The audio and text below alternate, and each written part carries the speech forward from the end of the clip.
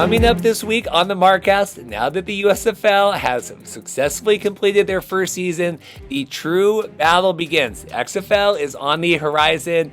USFL is here. I give the advantage to the USFL right now. I think they have the high ground. It's over, Anakin! I have the high ground! Obi-Wan Kenobi, that might surprise you.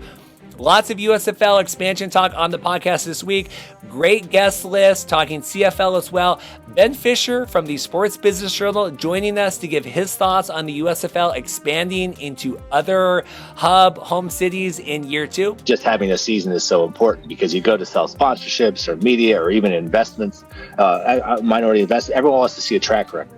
And even if these numbers aren't great, it's hard data we can go on, whereas the XFL is selling a whiteboard right now. And Mark Perry, our commander-in-chief from USFL News Hub, fresh off his trip to Canton, gives us all the behind-the-scenes details of the USFL championship game. It's business model versus business model. And I totally get the one side that says, man, the XFL is like spending money like crazy. These people that they're hiring aren't for $25,000 a year. But hey, they finished. That was the deal. They finished. And then from CFL.ca, Kristina Costabile is joining the show, previewing the big BC Lions, America's CFL team, versus Winnipeg this weekend. Talking lots of other stuff. Nathan Rourke, Trey Ford, everything else going on in the CFL. To me, it's like Winnipeg and BC. I think that those two have, some potential for fireworks in the later game this weekend. But I just feel like all sides of the ball for the Lions right now are good. And then Chris Ackie, courtesy of the Montreal Alouettes, stopping by. Really appreciate that. He's super talented, but it's just a lot of new pieces coming together. So it's going to take a few weeks for teams to really start gelling. Because if you see most of the games are pretty close. This is our big episode 100. Thank you guys all so much for your support. Should be a good episode next week as well. I have my Zoom link sent out. Hopefully we're going to have a big guest on the show. Thank you guys so much.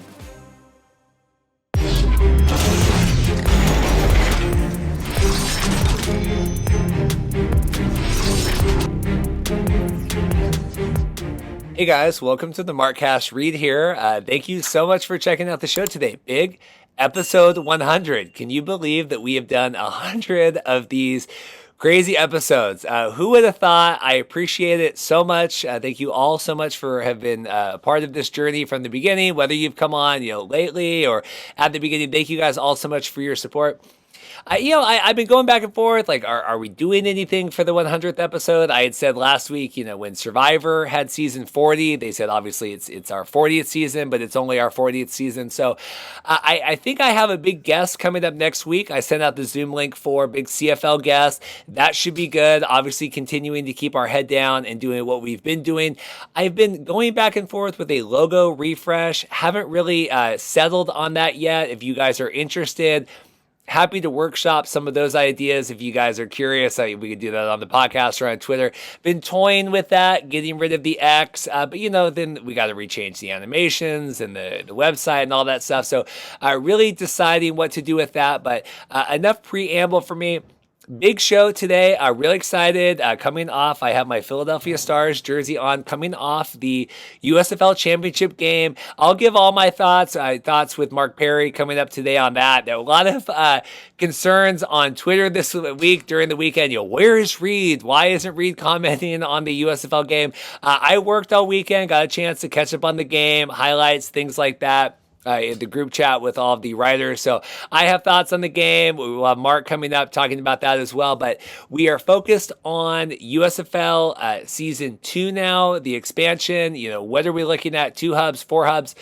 Also, where does the XFL fit into that? I think the USFL has a pretty heavy advantage right now, having accomplished their first season. I know that might be a surprise to a lot of you. I talked with Ben Fischer coming up with that with the Sports Business Journal. Ben and I talk about the evaluation of the USFL as it relates to MLS, other sports properties. What does Ben think about them reaching out to investors? Is that a news story? Is that not a news story when it comes to the USFL looking for investors coming up to help with the expansion into season 2? That's kind of a tease for that interview. But Ben's great. Ben Fischer, Sports Business Journal, coming on. Then we have Mark Perry, XFL, CFL, and the USFL News Sub on Twitter. Mark was in Canton for the championship game. I couldn't make it out there, like I said, because of my work schedule. I'm glad that Mark was there representing the brand. Lots of behind-the-scenes stories with Mark from his time in Canton. Maybe I said Birmingham, but Mark was in Canton for the championship. Lots of stuff, both on and off the record. Mark gave me some more details when we wrapped. I really appreciate Mark. Extended interview there. It's still processing in the background right now, but I think maybe an hour is a long one with Mark. Then we have Kristina Costabile coming on. She writes for CFL.ca, previewing the CFL Week 5 weekend. I think we have Edmonton, and who do we have coming up tonight? Calgary at Edmonton. We're talking, Trey Ford and stuff. Obviously, this will air after that, but the Canadian quarterback still taking over the CFL. Trey Ford, Nathan Rourke, BC Lions. Big game this weekend with Winnipeg. The two undefeated teams, the battle of the undefeated. Does BC have what it takes to take down Winnipeg? We will see. That's an exciting one. I think that's probably the game of the weekend. Winnipeg coming into BC. Really excited for that. And then we have Chris Ackie coming on from the Montreal Alouettes. Obviously, the news came out this week. Head coach Kahari Jones and their defensive coordinator both relieved of duty this week. My interview with Chris was recorded before that. Obviously, probably wouldn't have been in the best position to talk with Chris about the firing of their head coach. Focus more on Chris's time in Montreal. What does Montreal need to do overall to get back, to battle in the East for the CFL season.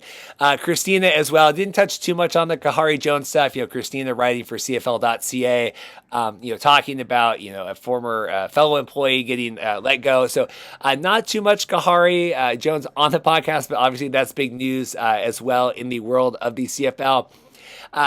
Quick reminder, we did our big giveaway last week, our 2,000 subscriber. I asked you all if you won to send me an email, the Markcast podcast at gmail.com.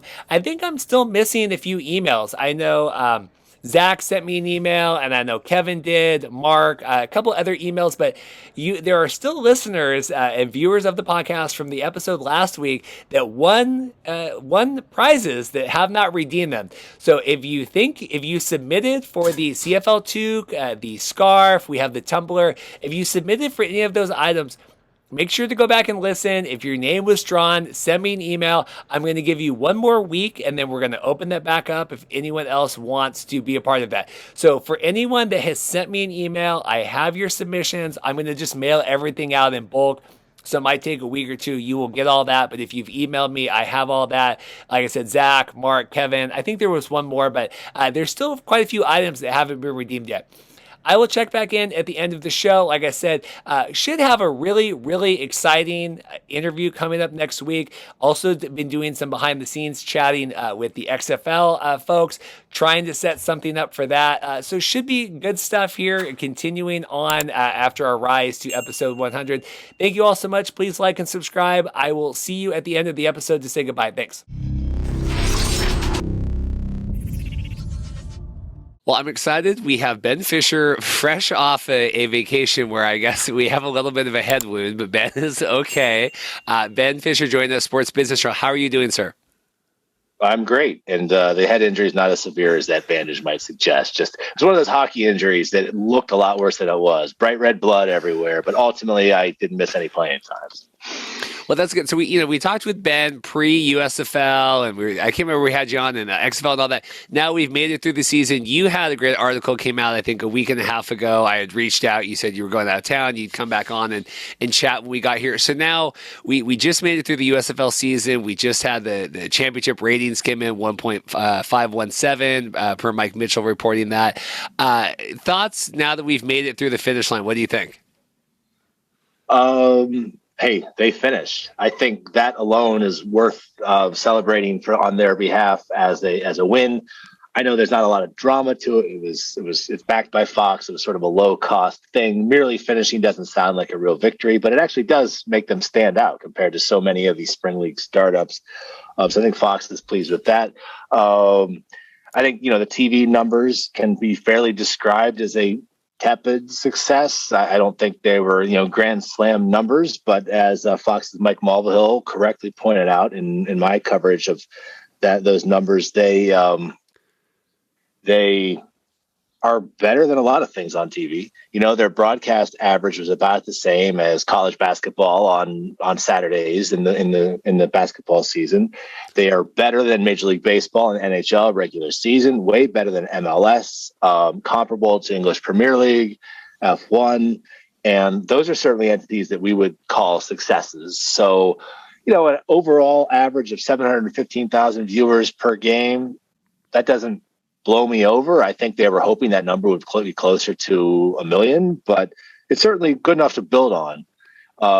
And the 1.5 per championship, again, similarly, not a wow number, but a good enough number. You can do a lot of good business at 1.5 million.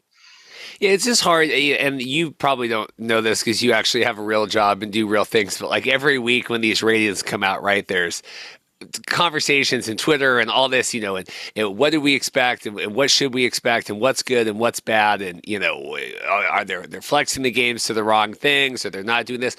I mean, overall, like you said, comparable to MLS. I mean, these are properties that are worth a lot of money, right? MLB, baseball, if you want to talk about the decline or not, but you're saying, I agree with you. Like, it doesn't blow my socks up. Like you said, what were we supposed to expect going in? Well, I think the million was, to me, first of all, to answer your question, I'm not sure any of us had great ideas of what this was going to do. And that's why just having a season is so important, because you go to sell sponsorships or media or even investments, minority investors, everyone wants to see a track record. And even if these numbers aren't great, it's hard data we can go on, whereas the XFL is selling a whiteboard right now. So just doing it gives you some numbers. My sense of things back in February was, if they can clear that million threshold, that would have been, a really strong win for them. And they did on broadcast. It's just those cable numbers were awful, which tells you that it was a very soft interest, that if people saw the game on their main Channel 5 Fox or whatever, they might tune in, but they weren't going to look for it on FS1 on channel 295 or, authenticate through a mobile app or something like that. So, 715 is maybe on the low side, but, they had enough good numbers there to be pleased with, I think.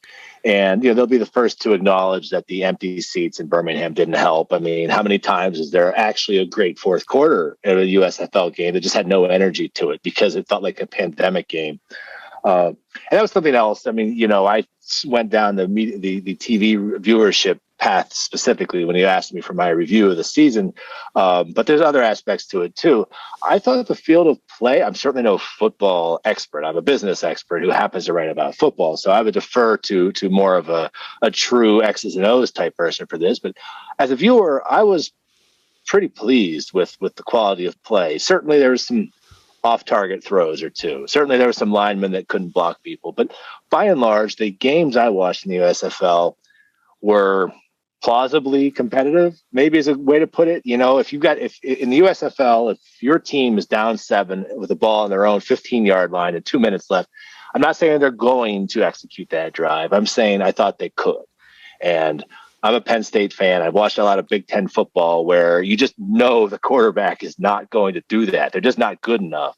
And I'd say that most days, most of the games I saw in the USFL, it passed the threshold of, this is football that is watchable. It's clearly not Brett Favre out there, but it's better than some of the football we've seen in our day on TV. Yeah, no, I mean, and I've gotten a lot of flack this season for being like the anti-USFL guy, and never, my critiques ever were against the players. I mean, I had some coaching qualms with, Kirby Wilson and other things, but never against players, never against the quality of play. It was always these decisions made behind the scenes. I thought they were made it harder. To get back to the ratings for this one second, to me, it's always, when you have to have like Fox executives like Michael Mulvihill on, and I've reached out to him to come on. I think he's trying to work through, red tape there. But when you have to have the executives on Twitter, like defending it every week, that's where it feels like this probably isn't as high as they thought it was going to be. Because if it was, and again, maybe we as a collective are just dumb, and I accept that too, that we have unrealistic expectations for it. But like when you have the Fox execs on there being like, well, no, actually, this is a good, this is a good rating and here's why, or like when you have Brian Woods' brother, right, on Twitter, like this is why we are doing okay. It just felt weird to me, just from an outsider. Yeah, I think that's fair. I guess I would say that Mulvihill is out on Twitter hyping Fox's ratings on every sport they show. He's, framing the ratings conversation. People have the networks have well-paid departments of communications people to put a positive spin on whatever it was. Even when the Olympics ratings are down 40%, somebody at NBC is going to write a press release about what a great viewership it was. So you're right. It does seem a little too desperate by half sometimes, but I guess, covering this industry full time, it didn't strike me as necessarily anything that's strange. I think they probably felt it more necessary than most because of the attendance issue. I think you turn on these games, you're like, my God, almost literally nobody is there. This must be a failure. So I think they had to work harder to remind people that they knew that going in and that wasn't the point, at least initially. Although I do think even while they were insisting that their TV ratings were acceptable, they acknowledged that the attendance thing was a problem. And I think that was a little moment where you sort of saw that it's probably was much worse than they thought it would be. The fact that they would admit that even in the midst of hyping everything else, they would acknowledge that the attendance thing was a problem. And that's why it makes sense that Fox should act with some sense of urgency to get out into other markets. They believe that what happened in Birmingham vis-a-vis the Stallions with the local market responding reasonably well to that team will be replicated if they can get teams into other markets. And initially they were thinking maybe that was a 3-year thing, but I think now that they recognize that they need to make that happen in at least a couple of more cities sooner rather than later, because those empty stadiums just kill the TV product. 3rd and 7, down 6, play on the lane, and there's just silence. That's not good for anybody. Yeah, I got a lot of flack. I tweeted, if you're excited about them going to other markets, exploring expansion, other hubs, you also need to understand that it was because of a lot of the criticism they got from fans and not like me, like, the Pat McAfee's of the world, like, doing on his show, talking about this. Yes, obviously the plan was always, to move into cities. But when you talk with Daryl Johnston and he's like, we got to get to another hub right now because players are upset because of the home field advantage. Like these are, I feel like it's a modification of this plan that was originally laid out of, okay, well, we're going to do 4 teams next year and then, move them to 8 markets a year after that. I mean, we're bringing in, investors now to kind of facilitate expansion on that. I mean, you do feel like their moves now are in response to how maybe less than par they thought that everything was in Birmingham in terms of non-Stallion games? Yeah, yes, but I would say that I don't think they have changed plans necessarily. I think they have accelerated plans and have recognized that there's more of a sense of urgency about getting into other markets than they might have thought. I think, I was having conversations in February where it was sort of seen as a nice to have other markets. I think with a year under their belts, they recognize that that's more of a must-have. And, you don't want to do that foolishly, because the moment you start getting into other markets, you expose yourself to risk in like the venue agreements. Like they have a very favorable contract with Birmingham to play at that stadium. The XFL in 2020 had widely divergent stadium situations. Some of them had like Washington had, they were in the soccer stadium there, which is the perfect size for XFL. But New Jersey or New York or whatever they were playing in MetLife where the Jets and Giants don't sell that place out. And it was a bad look, and the economics of those deals changed. So there's a lot of risk in jumping out into the markets. It just gets exponentially more complicated. But I think they need to do that because the dead stands are a real problem for sure. The idea that they're now working with an investment firm, right, to help find investors, 150, 200 million, like we're not bringing in team owners, right? We're just looking for funding to help expand. Like, how do you read that? Well, interestingly enough, all credit to the New York Post that broke that story. But since then, I have heard that it's not particularly new that Allen & Company, the investment bank, and they are the grand poobahs of fundraising and selling teams in pro sports. They sold the Broncos and they sold the Panthers. Apparently, they've been with the XFL or the USFL since the earliest days. They advised on how to structure this from the ground up. and they are taking incoming interest as much as anything. Fox doesn't, Fox has not said they must take this money to expand. Obviously, expansion gets a little easier if you've got more money to work with. But, but there's risk to that too, because there's a lot of startups in this world that didn't succeed because they didn't work. They just didn't work well enough to pay back their outside investors, the venture capitalists. So the standards for what constitutes success change and get higher once you bring in outside money. Look, there's plenty of investment money. There are lots of private equity funds and sovereign wealth funds that would like to be in sports but aren't currently.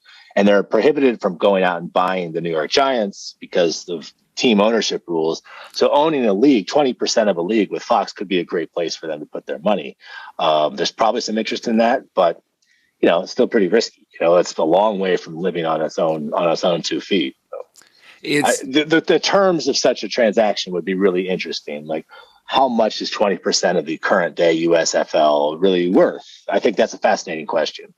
Well, and that was going to circle back to the ratings anyway, that, we've seen a lot. And I think even it was in the Post article, one of them, it was like, well, their USFL is comparable to, and now the God's son is coming out over my shoulder. USFL is comparable to MLS in TV viewership. MLS is worth X number of $1 billion. Therefore, USFL is worth X number. Like, does the math translate that way? I mean, if that feels like, I don't think the Stallions are worth $2 billion or whatever that article was saying. Yeah, I heard that as well from somebody independently from that story, that the USFL averaged, 40% more viewers than all MLS games average. And the average MLS valuation is $400 million, which means the MLS as an entity is worth $8 billion. So that's how much the USFL is worth. I don't think that quite works, because a lot of MLS value is built up in like the local fan base. It's like MLS is a live event business. Like, nobody watches it, but it's like the cool place to see and be seen in places like Cincinnati and Atlanta. And so that the teams don't have nearly the intellectual property and fan base that some of your MLS teams have done. Just because they're doing good numbers on TV doesn't mean there's Birmingham Stallion fans in the way there are Seattle Sounders fans, for instance. So that's a little cute, but I do grant the premise that it's probably worth more than we might think, just because of that viewership. It's decent. There are worse sports out there. I don't think the MLS comp quite works because of the in-person thing that they have not come close to replicating. Because I see that across the board. I see that, they're the same as hockey, they're baseball. I mean, all these things, and Mike and everyone on, Mulvihill. But I see that argument across the board, and you're saying that more goes into it than just the TV viewership when you're looking at those. Because like Apple, right, just paid whatever it was for, right, the soccer and all that. I mean, that's people now are looking at this and say, well, God, Fox and the USFL are got a big payday coming in here. Right. And look, the TV numbers are a big part of that, no doubt. But when you talk about the real value of a sports team, it's that fandom. It's that passionate fandom that doesn't happen overnight and certainly doesn't exist for the USFL. There are probably people in Birmingham who follow the Stallions, but your core MLS properties, I keep coming back to Seattle, but that's just so strong. The Portland Timbers, or the Galaxy, or Atlanta United, that just like sells out a football stadium sometimes. There's a lot of hard to define passionate fan base. Those are the people that your supporters clubs that buys the season tickets and merchandise. And merchandise and season tickets don't equal the TV. The TV is where the serious money is. And that's why I don't totally dismiss this USFL argument. But the investment bankers talk about things like average value of a fan. And that is in TV viewership, but it's about propensity to buy future season tickets. There are people that intend to be a season ticket holder of the Seattle Sounders as long as that team exists. Got to imagine the number of people at that level of devotion to even the Birmingham Stallions is very small at this point. They're very vocal, though. Very, very small and very vocal, especially when it comes to things involving me. Yeah. Well, I mean, to be clear, they've got a good start on it. It's just those things don't happen overnight, So we're saying, and curious here, and we just had Brock Hewitt on last week, kind of previewing the USFL game and talking. Now we have the XFL coming in, right? USFL is a super slow build, right? Maybe we go to one hub next, we add the second hub next year, whatever. XFL carrying a lot of weight right now, right? We have 8 team DPPs, right? We have all the coordinators hired. We have all the defensive coordinators, all the coaches here. We're in July. Like, as a business, I have concerns of both. Like, what do you think now, seeing kind of now the XFL has laid out more of their cards? We're still waiting for official cities. We have spoiled cities, but like, where do you weigh both leagues now? That's $1 million question. I wish I had a better read on this. I think the competition between these two leagues is a fascinating topic, and I'd fully intend to write something about it at some point. So look, I mean, I guess my gut instincts are existing counts for a lot. Like I was saying earlier, USFL can go out to talk to possible investors, sponsors, venues, and point to this season as saying, this is our product. XFL is still selling a whiteboard, it's selling a vision. And ask anybody that being first to market goes a long way in that. So I would give the USFL a very substantial advantage there. But, The Rock counts for a lot too. People love The Rock. People listen to The Rock. He's the last man in America. He's the last man everyone can agree on in America, right? And also their relationship with Disney and ESPN counts for a lot. ESPN isn't what it used to be, but it's still the default place of record for sports information in the U.S. And they completely ignored the USFL, and they will heavily promote the XFL.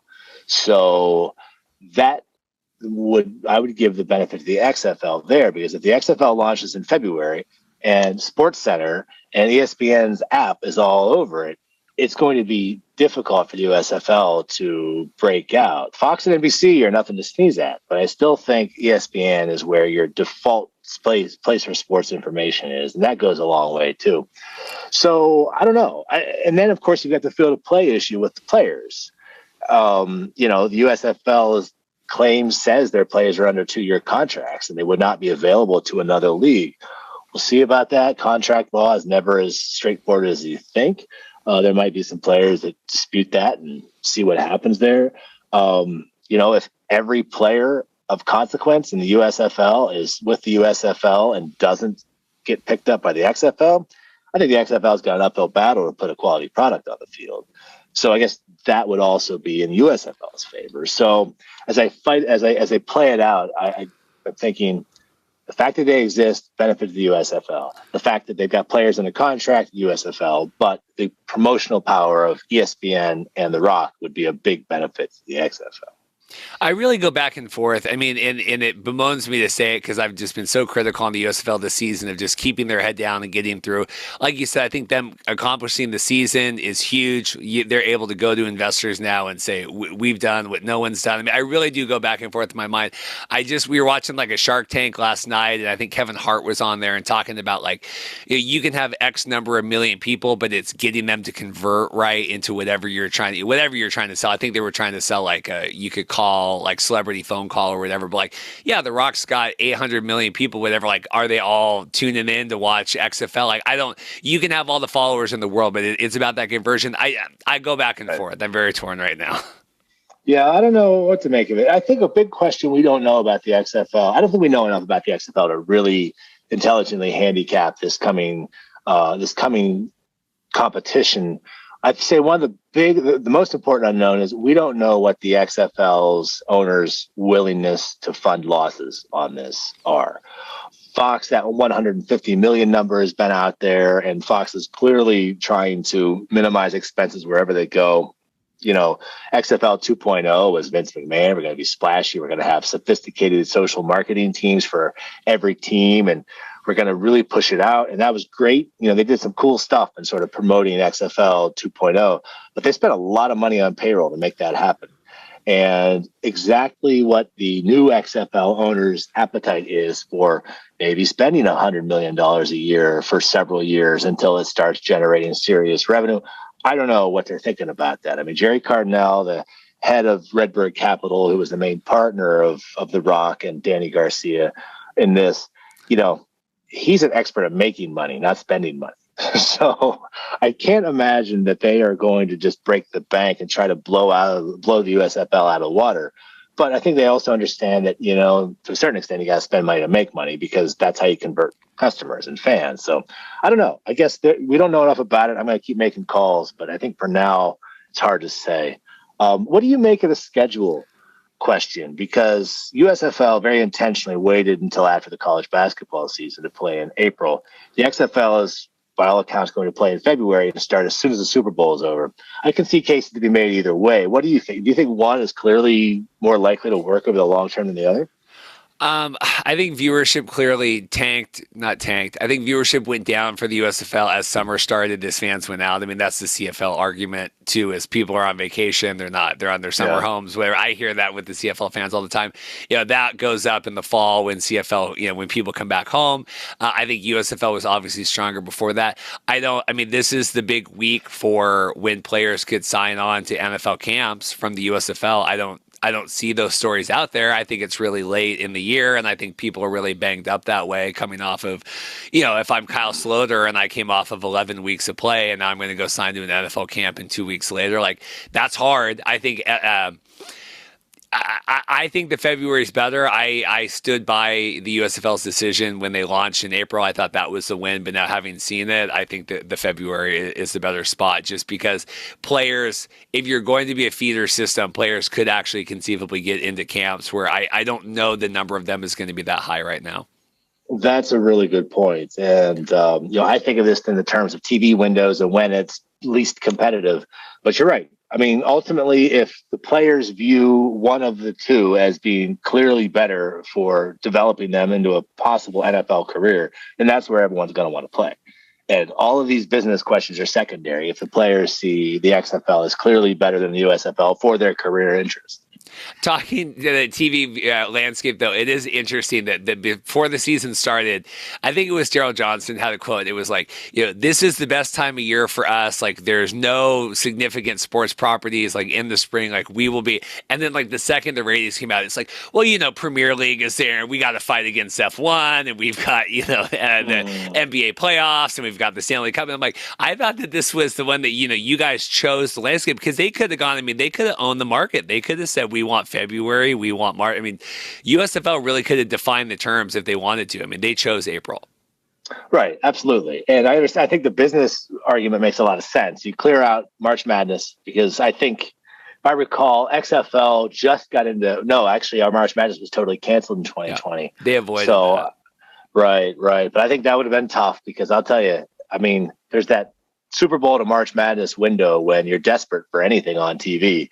But then suddenly the tournament kicks up, and that's all where all the energy is. And I don't know. I mean,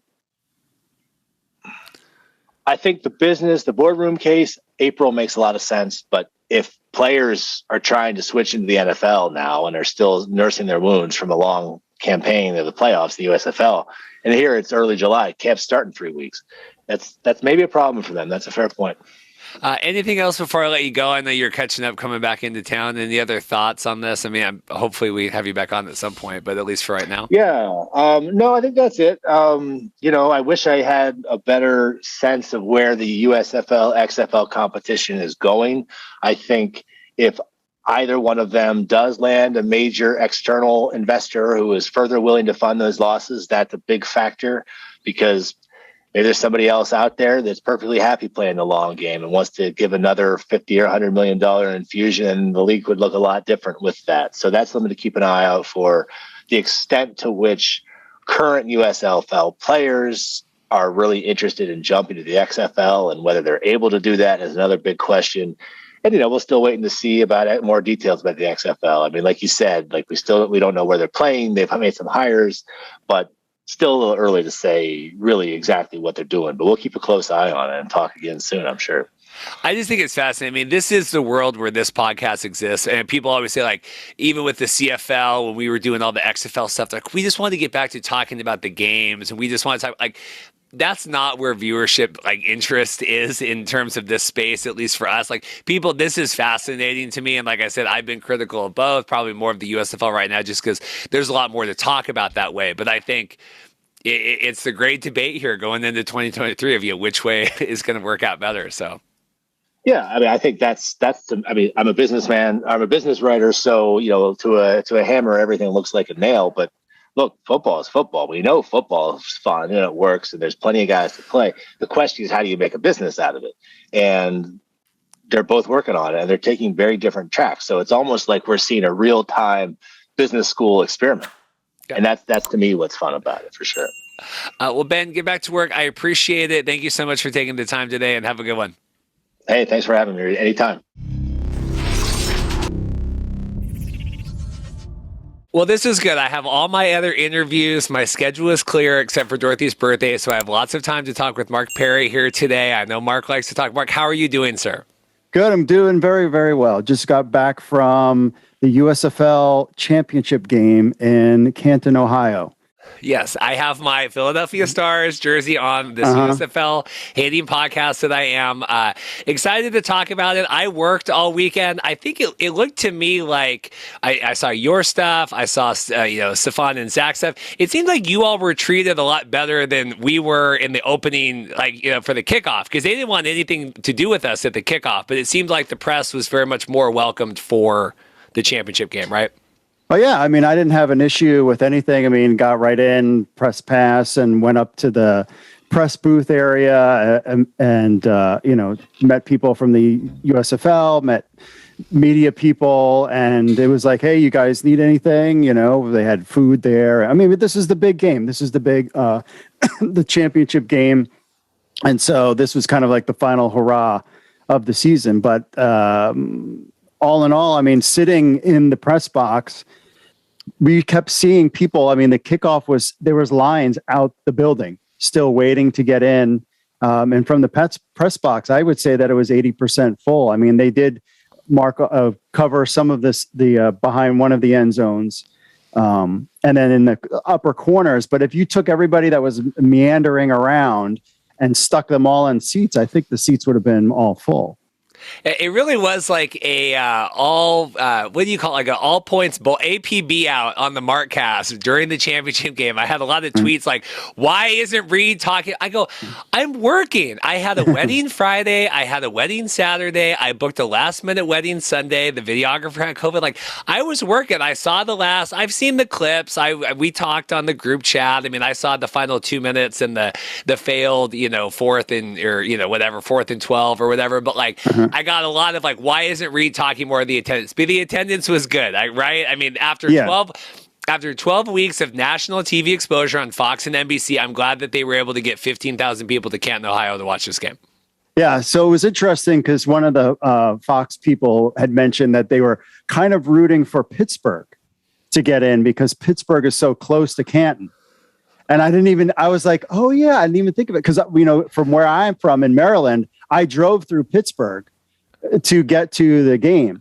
So they were kind of like hoping that, well, of course, we all know what happened with Pittsburgh. But I'll tell you this, I met tons of Birmingham Stallions people with their kids or with friends, drove the 12 hours from Birmingham.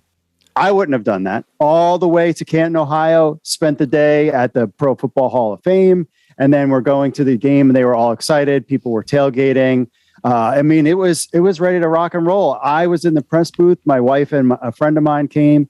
We got in early. I mean, the tickets were $20 a piece. You could get the club level seating, which was higher up. And it was kind of cool because the stadium is really kind of new. And they had really cool, indoor bar and food and that kind of stuff. And I asked them what was the atmosphere like on the field. And they said it was awesome. They were so close. They were able to walk. They were on the 40-yard line. Actually, my friend Dan is in a picture that the Pro Football Hall of Fame resort, whatever, has come out with. He was in that picture. He was sitting behind some family members of players. And so they were hooting and hollering. They could hear each other talking trash on the field. And he's somebody that had never really watched the game. He'd heard me talk about it, but he's had a great time. My wife, who's, a Hallmark girl, like Hallmark movies, not really the big sports person. And she had a great time too. And everybody kind of had a great time.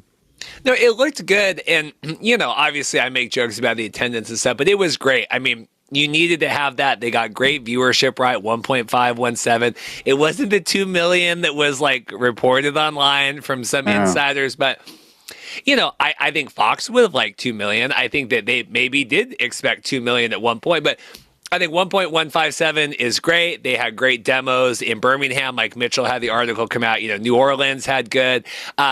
Philadelphia was out of the top 10, but I was talking with Mike and I'm like, well, there's just so many more people there. So you're never going to have as big of a share. Like even their 0.08, whatever, outside the top 10 is still probably a bigger number than the number of people in like Tulsa that watch the game. It just appears as a bigger percentage of the people because Tulsa or Santa Fe or whatever, some of these are smaller markets, right?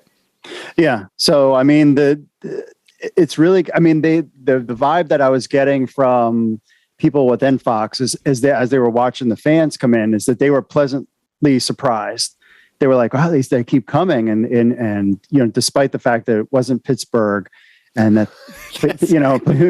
I never even thought of it. I was like, Pittsburgh would have been perfect because it would have been so close that absolutely that place would have sold out because the fans would have been interested. I don't know how it would turn out because Birmingham got those home games and they built a relationship with the teams, just talking to the fans. Birmingham, they were all in. They were telling me they'd been to all 10 games, or I only went to 8, because my wife had this birthday, but we would have went. We had such a great time, and the kids were all into it. So all in all, I think it was a successful weekend. And I shout out to Sparta Steaks House in Canton, Ohio. That's the spot to be. We went there twice. We love our friends at the Sparta Steakhouse. Just had to give them a shout out. And you ran into our is he colleague in the field, right? You got a photo with Stefan. I saw that. Yeah. He played nice. You guys didn't get spit on or anything. No. So it's funny. My wife was the broker because we were talking about people who we thought would be there, and so I went in and she saw them broadcasting and went up and said hello and introduced herself. And so amongst all the chatter when we were in the press box, he came up, we talked shop and good guy and talked to Zach too. And that's the bottom line is we always have to, we're living in a very divisive, it's like either you're for it or you're against it. And this is sort of a new thing over the last 5 or 6 years where it's like, what do you mean? You just can't, it's like, oh, you have to be a baseball fan, but you can't like basketball. It's like that whole weird thing. So, we need to remind ourselves that, this is about the players in these leagues. Because at the end of the day, if we get, CFL, XFL, USFL, fan control football, even ML, IL, whatever they are, success across all that helps us all out. So I think those are just trolls. I always call them comrades because I feel like they're Russian bots half the time that are on there talking trash. But overall, no, it was great to me. I met a lot of different folks involved that were covering the USFL from all different kinds of websites, fantasy and podcasts. And the USFL invited them all there and they came and we all got to, people were on the field during the celebration. We were there. I got to ask Bart Andrews and Victor Bolden Jr. questions at the press conference. You could tell that the Scooby Wright was ready to get out of there and party with his teammates. But it was a great experience, and the vibe that I'm getting is it's all systems are go for season 2. This is kind of right where their plan was. I never got an inclination that being there that they were worried about the unnamed other league that's coming. That wasn't brought up, and everybody was pretty comfortable. I mean, it's business model versus business model, and I totally get the one side that says, "Man, the XFL is like spending money like crazy." These people that they're hiring aren't for $25,000 a year, so I get that part. And we'll see what happens in the next couple of years with these 2 leagues. But hey, they finished. That was the deal. They finished. Well, I will say, yeah. So I'm of both minds on that because we saw the spring league play. We saw them even have their championship game in another market. Remember, they played in Orlando the first year when Brian Scott and all that won. I will say I'm slotting this interview after talking with Ben Fischer, Sports Business Journal, and the title of the episode this week is Advantage USFL, ? Right? And it's Obi-Wan Kenobi, I have the high ground, because having talked with Ben, and this is, people that think I'm all hate USFL, whatever, I really think USFL has an advantage right now. And it's not necessarily like Fox versus like The Rock and NBC, or like who's got the better talent or who's got the better coaches.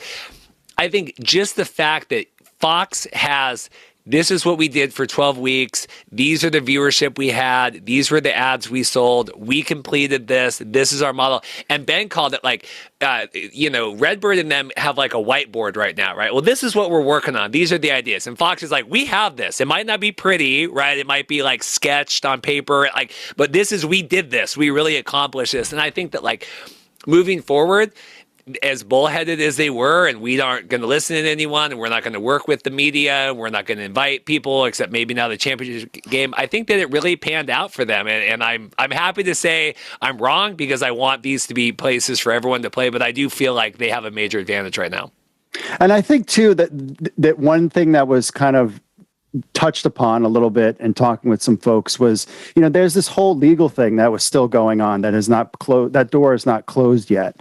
And so I think it was almost like, we can't really go full all out with the media and other folks, because there's this thing that's still lingering, legal thing. And you know how lawyers are. And part of me thought that it was getting the vibe. It was like, there's more that they want to do. But I think that this legal thing, it was something that was out there too. And I even talked to a couple of people about this.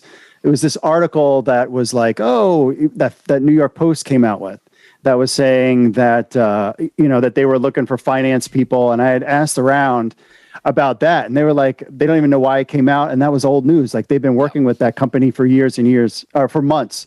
At the time, it wasn't like a new thing. And basically everything is going according to plan, and we'll see, the rumored Philadelphia hub, will that work out? Are they going to do, what they did with this, with spring football or the spring league, where it was like all 4 teams play each other like 8 weeks, which is not going to be good. But keeping your costs down low was a big thing, and there's plenty of people that were there, from all the production staff that I saw, tons of people with Fox shirts on, and we'll see. It's really up in the air. You went to the Pro Football Hall of Fame. Did you find it odd that we have like Brian Scott's jersey next to like the old USFL stuff, even though we're still going through this lawsuit?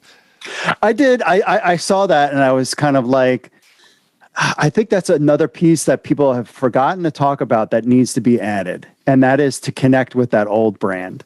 100% could you imagine if Sam Mills was at that game and inviting him to come? And I think that's why this legal piece has kind of hampered them from really going all out, because we did get those guys in the beginning, and then this lawsuit came about, and then all of a sudden it disappeared, and the press releases were like, oh, this is the first generation. And I get, if you don't want to, to me, it's not as bad as tying the first generation USFL to this generation. I mean, the XFL 1.0 versus 2.0 are completely different names, completely different look. These are the same names and the same looks, the same logos, the same teams. I think having that connection, will build more of that brand loyalty. And they know, all the Fox people know exactly what the problems are, and they're looking to fix it in the second season. Who's to blame though for those legal hurdles, because they didn't do all that right in the first place? I mean, again, it's self-inflicted like that. Yeah. They could have very easily, and like I said, we don't know. I mean, maybe they really talked to Steve Earhart and he really was a big jerk, and they're like, well, we really want to do this, but these are decisions that were made and then consequences that come from that. I mean, I don't like that. Like, well, we would have done all this stuff, but the lawsuit, it's like, yeah, well, you guys were the ones that bought all the old trademarks. And like, even one of the articles, Harrison, one of our listeners, sent me that, moving forward, they're really diving into like the older demo, because those are the people that were nostalgic for the old stuff. It's like, well, because you're already starting on second base, because you have all these former fans that remember that. But we're not recognizing that, but we want to capitalize on that, but we don't want to do that. I mean, it's very tricky, but they decided to get themselves in that situation. Yeah, but the thing is, we need to look at this in terms of what's going to happen. We're all in the moment right now, and like, this is weird, and that's that.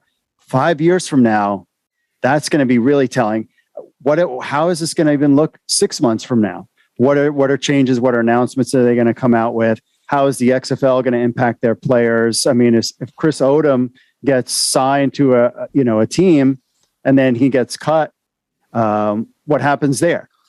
So it's all sorts of what ifs going forward. It's an exciting and crazy time for us alt football nerds, that's for sure. Yeah, I feel really good now. I still am going to hammer on the same way I hammer on the XFL with stuff is like, because that's the only way we get change. And like I said, obviously Fox was, we're moving to the hubs, we're doing this stuff. But as I talked with Ben, I do think criticism accelerated all of that. I think that, obviously the plan is always, we're not staying in Birmingham for 18 years. But I think how bad that situation was and like how vocal every single person, it's not just me and not just you, every single person that watched the game was like, this is an issue.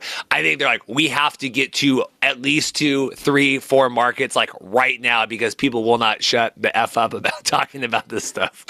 Yeah. I mean, and you think about it too, they are, the good thing about them and even the XFL too, is that they are listening.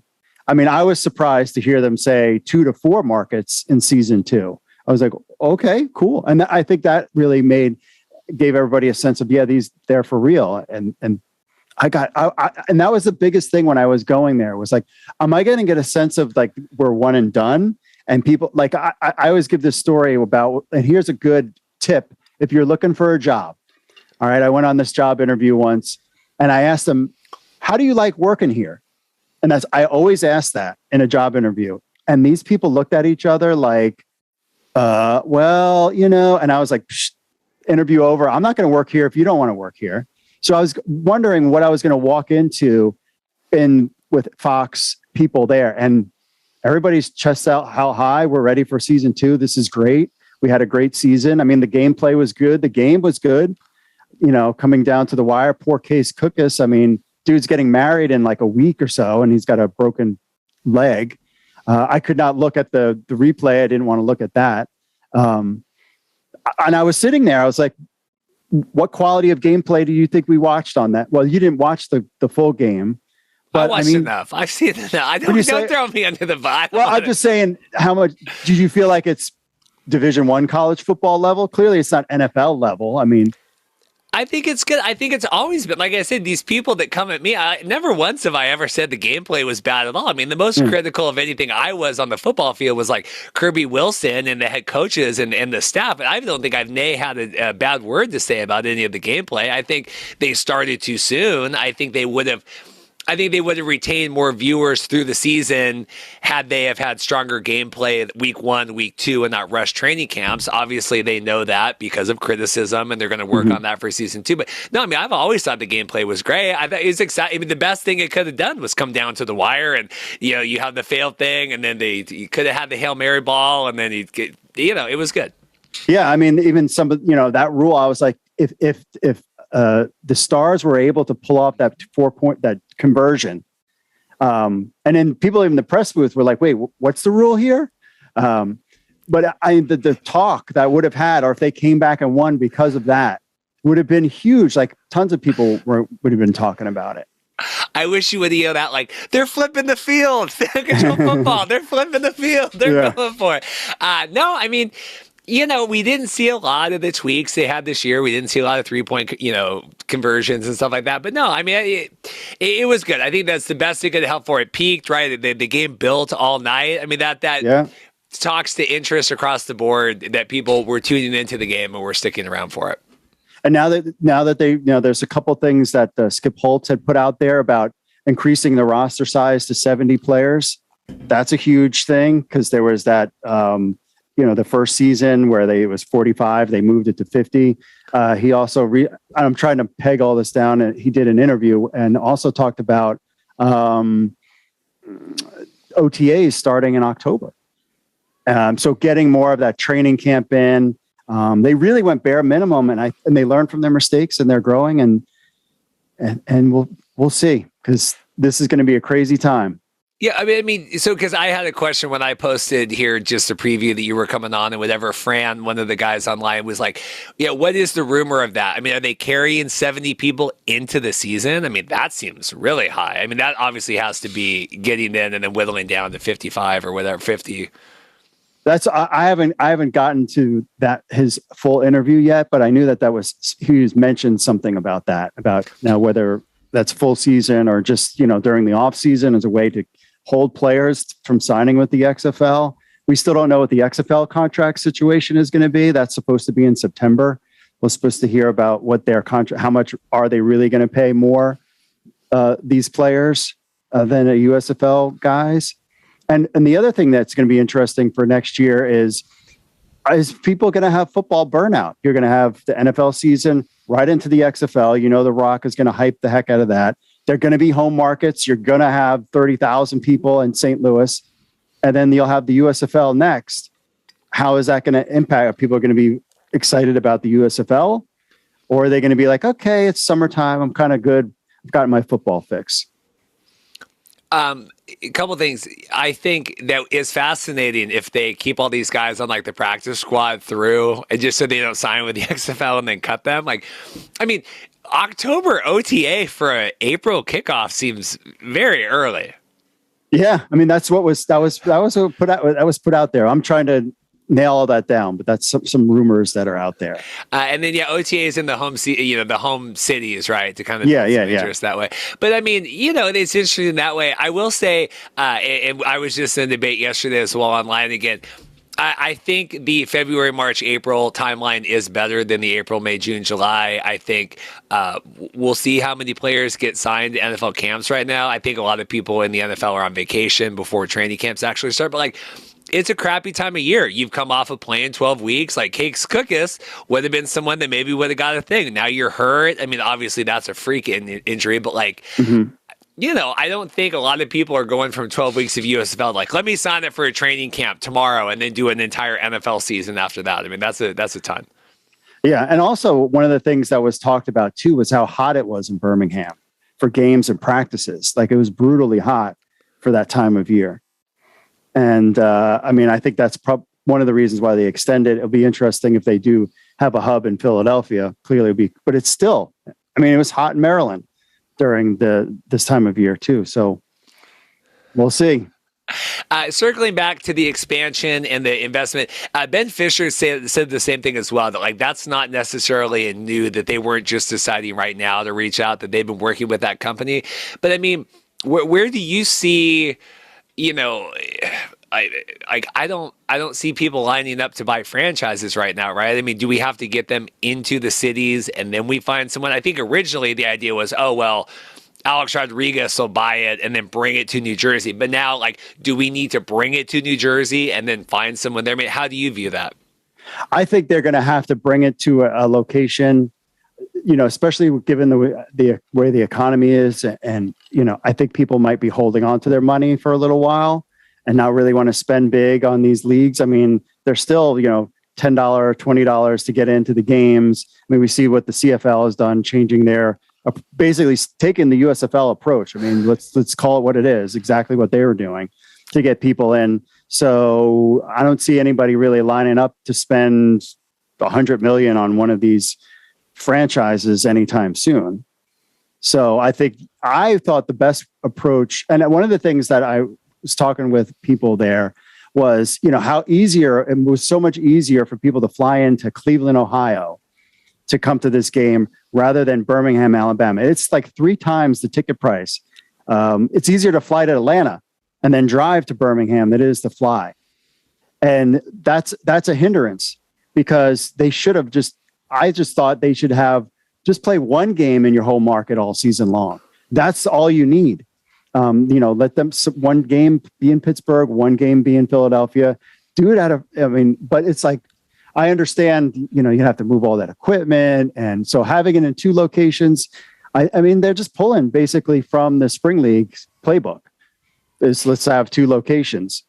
And playing, but they're going to lose that argument if they do what the Spring League did, which is only 4 teams play each other for the whole season and then 1 game at the end.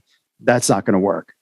Yeah, I mean, but the other thing, even you had the protective and all the cameras and equipment and crew there. I mean, it all goes into that. I mean, it's moving the players, it's moving the football staff, but then it's also broadcasting that. And then we're setting up house in 2 different stadiums. I mean, that's adding on to that. Does Fox have that much equipment and whatever? I mean, that was part of it, was like, we have all this set up in Fox or in Birmingham. We bring in a lot of the, Brock flies in, but a lot of the stuff's remote. But we have a lot of things built in here in the stadium where if you add another, if we're adding 3 hubs, I mean, I think 2 is what is going to happen. I don't see any way they do 3 or 4 hubs. I think that is a huge jump from 1. Yeah. And I think Philadelphia seems to be the right spot because you would have New Jersey, Philadelphia, all relatively close. I mean, Pittsburgh is farther out. You would have that too. I asked about, are they going to do Canton again? They were happy with how Canton turned out for them. I mean, it just made it special. Moose Johnson was talking about that as well, and some press clippings, that they really liked Canton. It was kind of a pleasant surprise.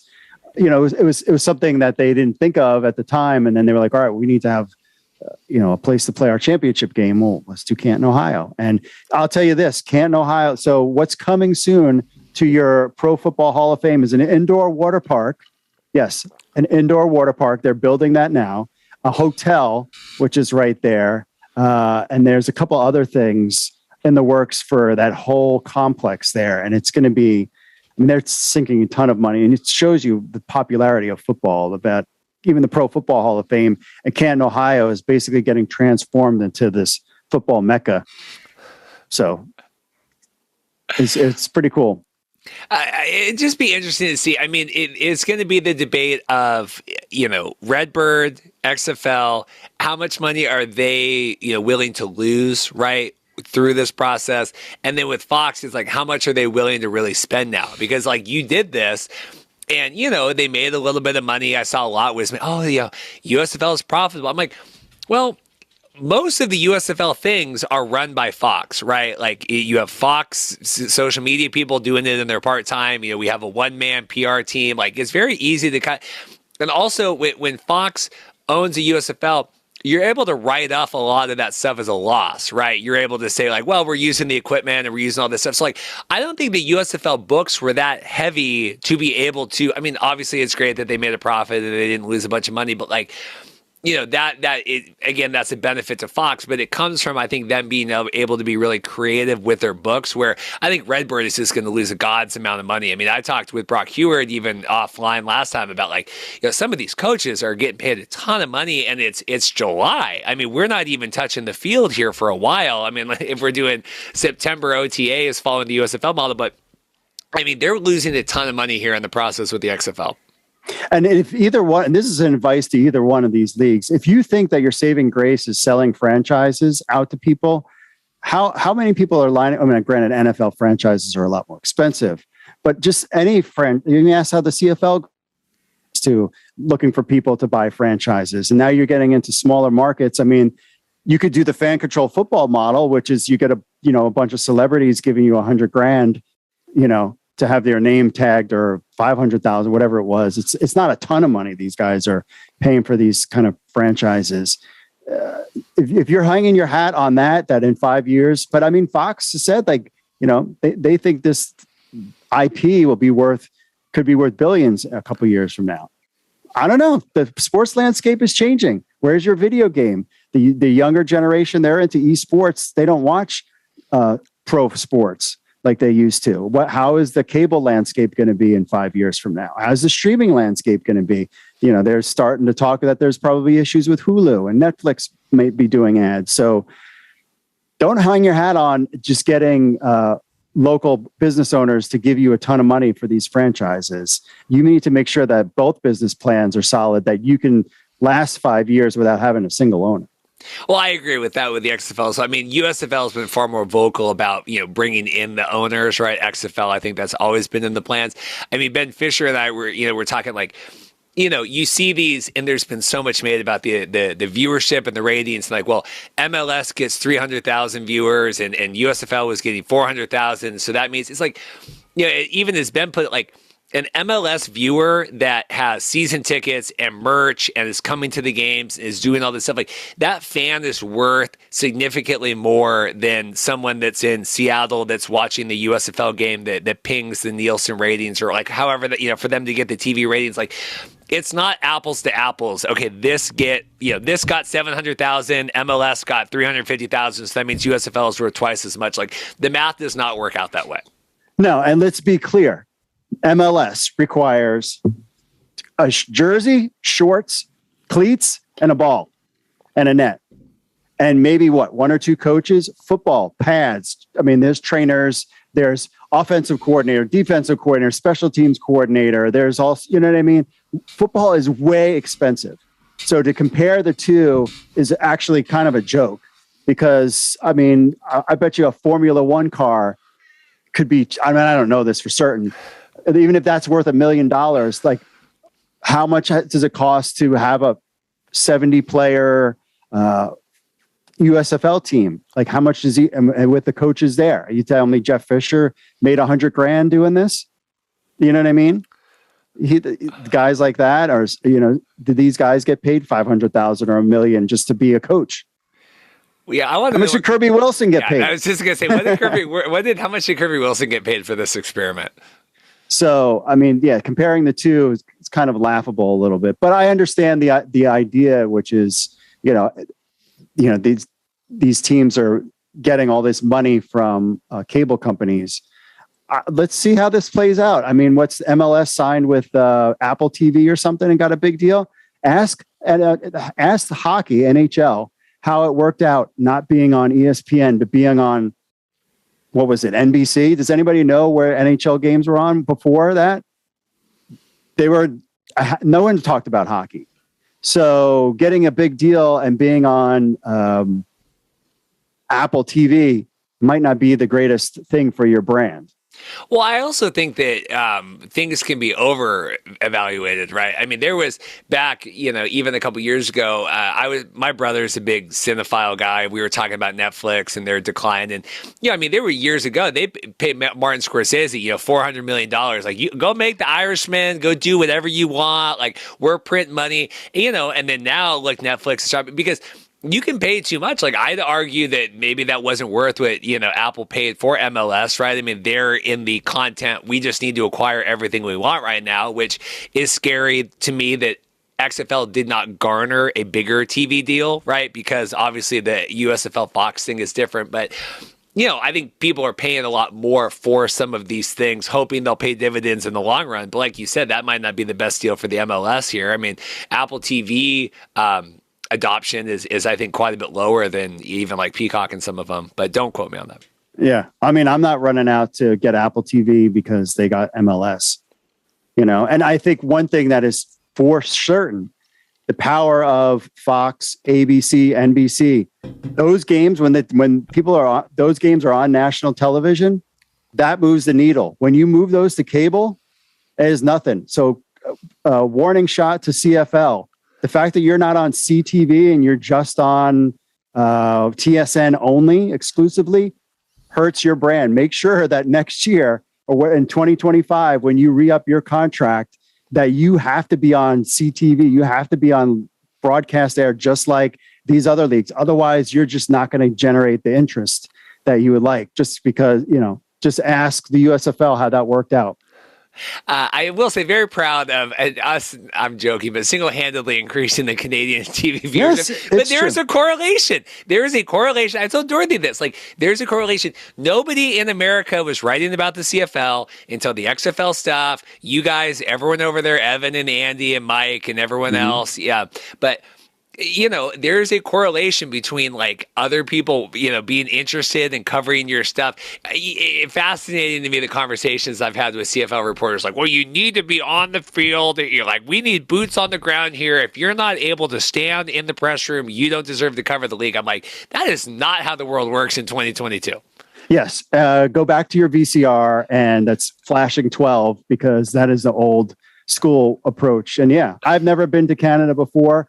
Yet we have, it's really the second largest Canadian football news site out there, and pushing towards that number one. We keep growing, at least every year. And I think things are starting to even continue to grow. So, because we're giving people what they want. This is how the game works. And this is also a warning shot to the USFL and XFL. Like, don't keep everything in-house. You need to go out and let these other entities that aren't you, or that you don't have these business relationships with, promote your league. That's really all we do, is we're promoting your product. CFL games are on, we're promoting it. We have our own followers, and it works. And this is the future. Now, the old XFL was in, the USFL was kind of meh with, putting their content, having great interviews with somebody who gets, 100 views on his YouTube channel. Meanwhile, I'm like, I can get 1,000 if you gave me that person to interview. So I think, I'm hoping that they've all caught wind of how this new game works. And now we have some data to prove it, like an increase in ratings for ESPN2 when it comes to the CFL. Well, I would just like to see, and I had a long phone conversation with someone with XFL the other day that was hopefully going to be bountiful here coming up. But like, I told him, I said, it kills me when you have people, you, Stefan, Zach, and like I said, their competition, like we're paying to go cover this, right? And yet you have like RJ Young, like he's a Fox employee, like, but you're giving them, he's standing on the field, like who is paying for that cameraman to film RJ? He's doing all this stuff, like he's covering it because you're paying him. Why don't you give some people the opportunity? I paid thousands of dollars to go to Birmingham for the kickoff, rerouted our spring break, drug my wife to, do you think my wife wanted to go to Birmingham for her spring break? Like, let's give people that are choosing to cover your league some sort of insight. I mean, I gave up halfway through the USFL season. I said, I'm not emailing them anymore. I'm tired of being rejected every single week, begging them for content. When, like you said, we get just as much, if not more viewership than the people that you're feeding the interviews to every week. It kills me. Yeah. I mean, just ask the DDP or DPP of the Orlando franchise, how no one knew about his interview for the XFL. And then all of a sudden, now the interview is taken down, and it was we had 12 people checking it out.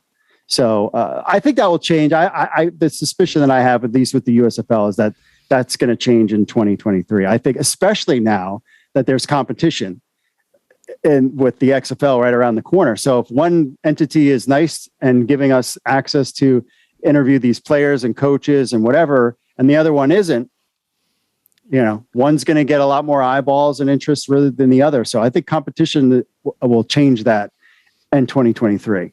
Yeah, people go, oh, why is Reed so high on the CFL? Like, why, the gameplay. I'm like, because they work with us. They give me people. We got Amar Doman on. We got Randy Ambrosia. Like, it's because they work with me. Like, why wouldn't I be more positive? I can't remember if it was in the group or with Mike Mitchell. I said, because I'm a human and I'm emotional, whatever. I said, I guarantee you, if USFL had given me one person at all the entire season, I probably would have softened a lot on this, because I'm very much like, what have you done for me lately? And like, if they would have given me I'm like, okay, this is great, whatever. It's like, but now, like, not that I'm an enemy, but like, you have made like this critical voice because of your lack of working. Like, I'll admit that. I mean, I'm critical for that as well, because I'm, jealous, or it's a selfish reason, right? But it's like, you guys have not worked with me. Like, why would I bend over backwards to pat you guys on the back when I'm begging you for content that you won't give me? I mean, I'm one of the largest voices in this space, along with you and Stefan and Zach. Like,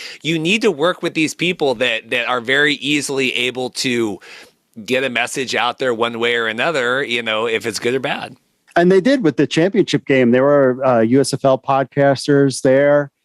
And everybody was in the press box, and you could have been on the field for the when they announced when they did the whole party thing, shooting the fireworks off and all that stuff. I mean, they gave us all access to do that stuff, and it was great. And I came back. We have a video up.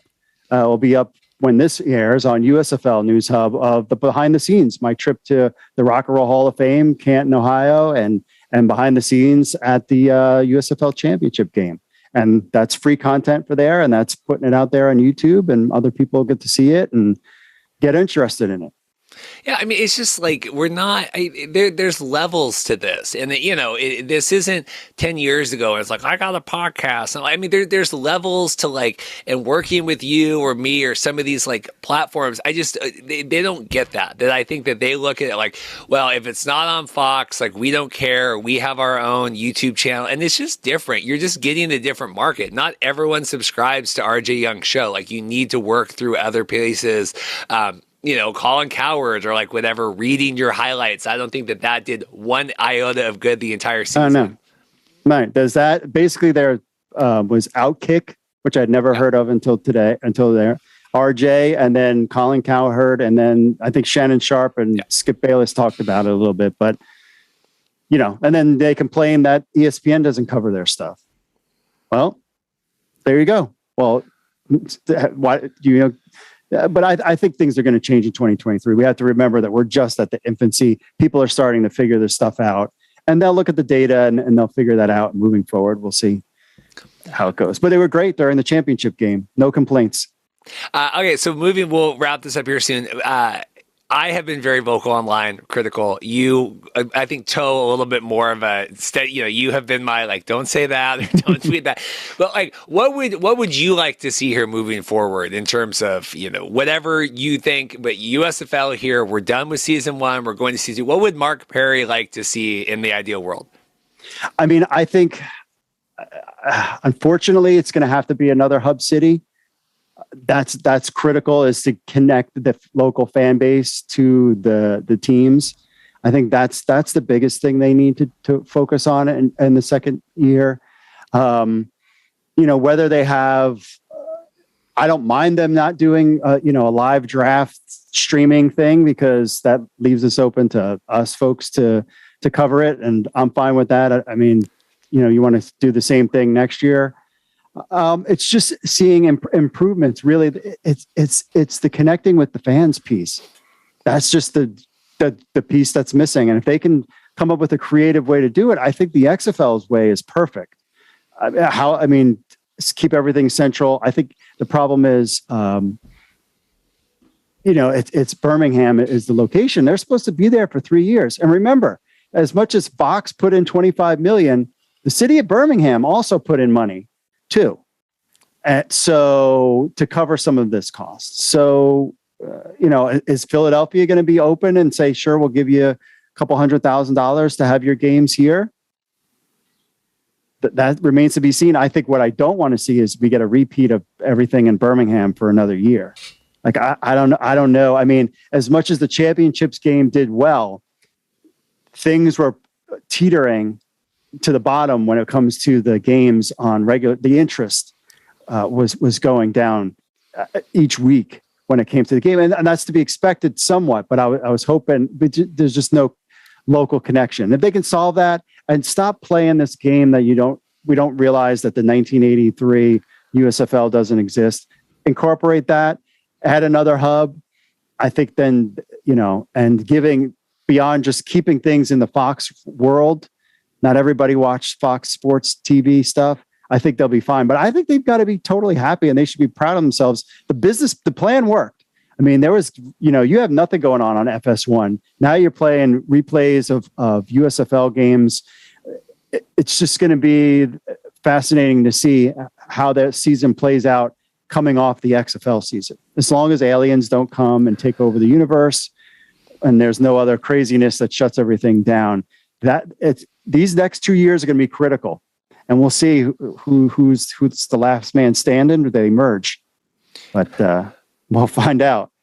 No, I'm fascinated. I mean, that's what people need to understand, this with the Twitter people and everyone getting upset. Like, interest was very low going into even before and this is, it's, a lot's been made with the ratings. It's like, it's not just the ratings, it's web traffic, it's podcast views, it's attendance. I mean, how was web traffic going in before the championship game?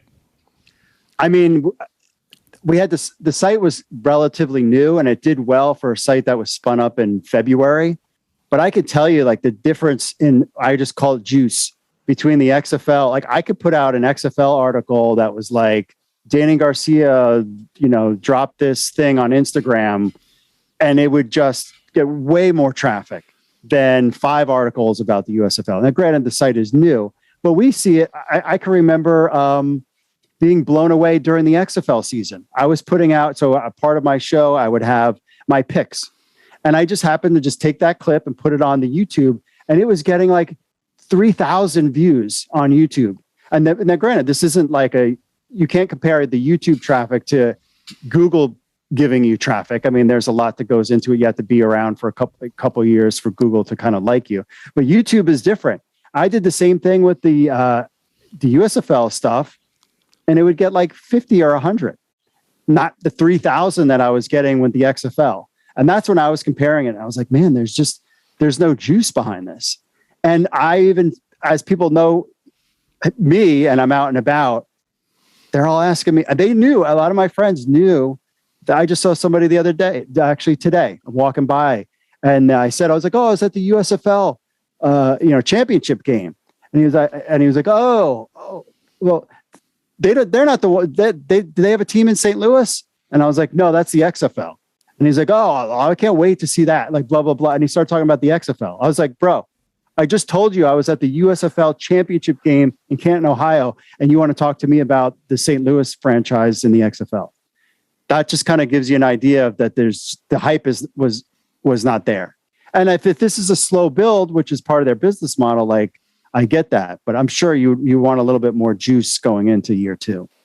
Well, yeah, I mean, to break, and we're deep enough in the thing here, to break the fourth wall here, like Stefan and Zach's podcast, for example. I mean, they're called the USFL podcast, right? I am called the Markcast. What the hell does that mean? Nobody knows, right? I mean, you're XFL News Hub. You start the USFL News Hub channel kind of mid-season. Like, nobody knows that they're not like the official podcast, right? I mean, really, like if you're Googling, if you're YouTubing, like, oh, it's a USFL podcast. What is it? Like, to go from 49,000 views for the draft to 3,000 views for the kickoff to like whatever was 500, 400, 500 for the championship preview. No, it spiked for the, when they're there and they did their big show and whatever. But like to go from 50,000 to 3,000 to 500, that is not indicative of interest, even maintaining a baseline interest across the season. I mean, that is the things when I see these people online and I'm like, you're the same, like you see the same numbers we do. I mean, I look at people's stuff, I look at your views, I look at everyone's view, like you're able to gauge interest. And that's why when people say, well, it's not just the ratings, like, but everything is down. Like, that's why we need to work on how do we build local interest when we're not in markets? Well, maybe working with local podcasts, working with local people, like that is a way to do that. That doesn't cost money. I mean, it's 15 minutes to get Daryl Johnston on a Zoom call with you or me or any of these guys. They could have given us, Scooby Riot or whoever at any point in the season. These are people that they felt like they should keep on their own platform, and that I don't understand that. I feel like I'm beating a dead horse right now, but I did want to get that out. Yeah, I mean, and for comparison's sake, when the XFL was going, each week it was growing and growing. And, the first week that I put out, my picks for the weekend, between the 4th and 5th week was, I mean, it just kept growing. Each video would just get more and more interest as people were starting to get interested. So that's the biggest piece. I could see 5 years from now that if all things are considered and they all kind of stick around, that it's going to be basically, you'll have basically the NFL is tier 1.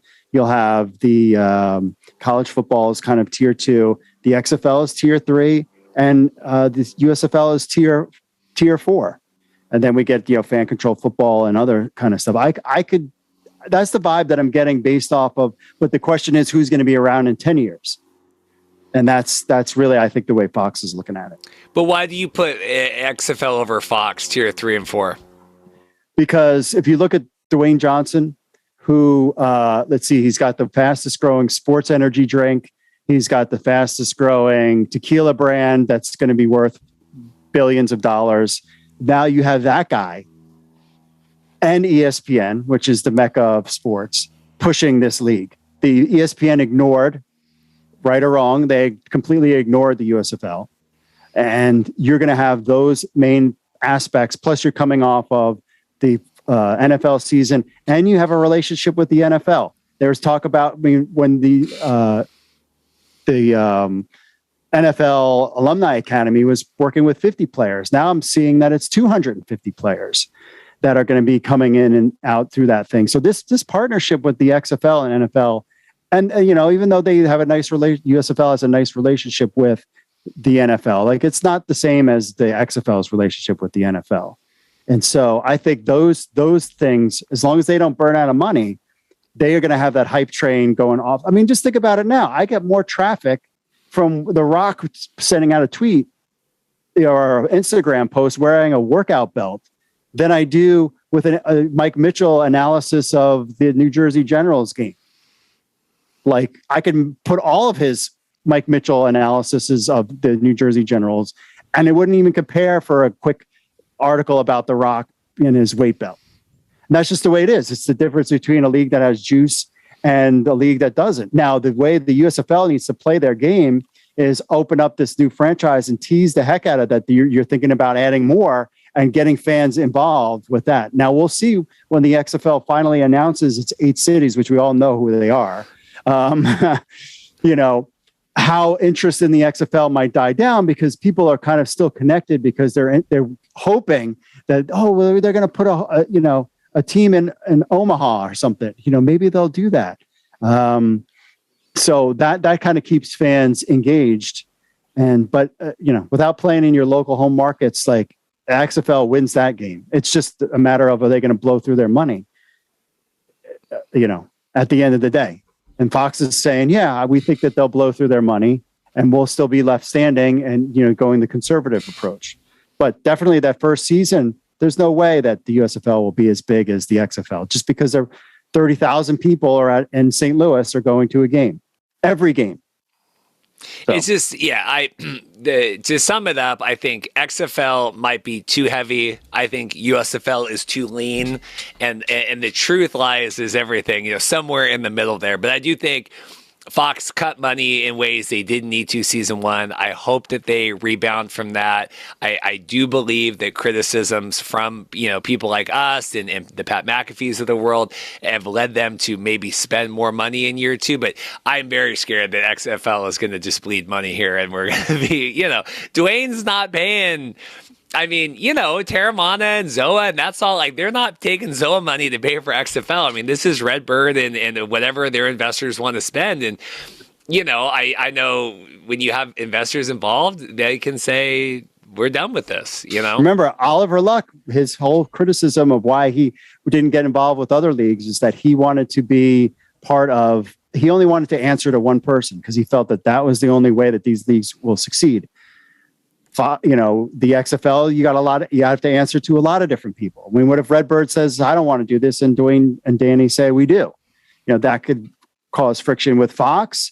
I mean, it's basically Rupert Murdoch's son is at the top, and as long as he says, let's continue to do it, then they're moving forward. I mean, and as long as he's happy, really, that's all that matters. So there's that one person at the top that at Fox. So we'll see. But anybody who suggests that spring football does not make it in the United States doesn't know what they're talking about. Yeah, it's a confluence of wonderful events right now that have gotten us to this point, just with the need for more content and everything else, and the excess of, talented guys and whatever. I'm going to let you go. We're going to get into maybe some off-topic talk shop before we got to let you go. And I got to take Dorothy out for her birthday dinner tonight. Anything else from you, Mark Perry, XFL, CFL, USFL News Hub? Yeah, no, just check out the video on USFL News Hub. Give it a subscribe and like, and you can see a whole behind the scenes from me and my wife and my friends having a good time. Love Canton, Ohio. It's a good spot. All right. Thanks again. Always good to get Mark on here for extended, and we'll see you next time. All right. Thanks. Well, I'm excited. We have Kristina Costabile coming back on from CFL.ca. Joined us, I think it was like post-CFL season, but now we're kind of in the midst. CFL Week 5 here. How are you doing? I'm doing great. How are you? We're good. This has been exciting. I mean, not just because I'm a BC Lions fan, but the season has been exciting so far. How has it been for you? Obviously, you travel around. I've seen you at the stadiums covering everything for the website. How's it been going? It's been great. I said this to somebody, I think yesterday or the day before. I don't know how it's already week 5. And I feel like every year that I've been at the league, I say that every time, that I'm just like, how does the time go by so quickly? But yeah, it's been great so far. We've had some obviously really, really great football.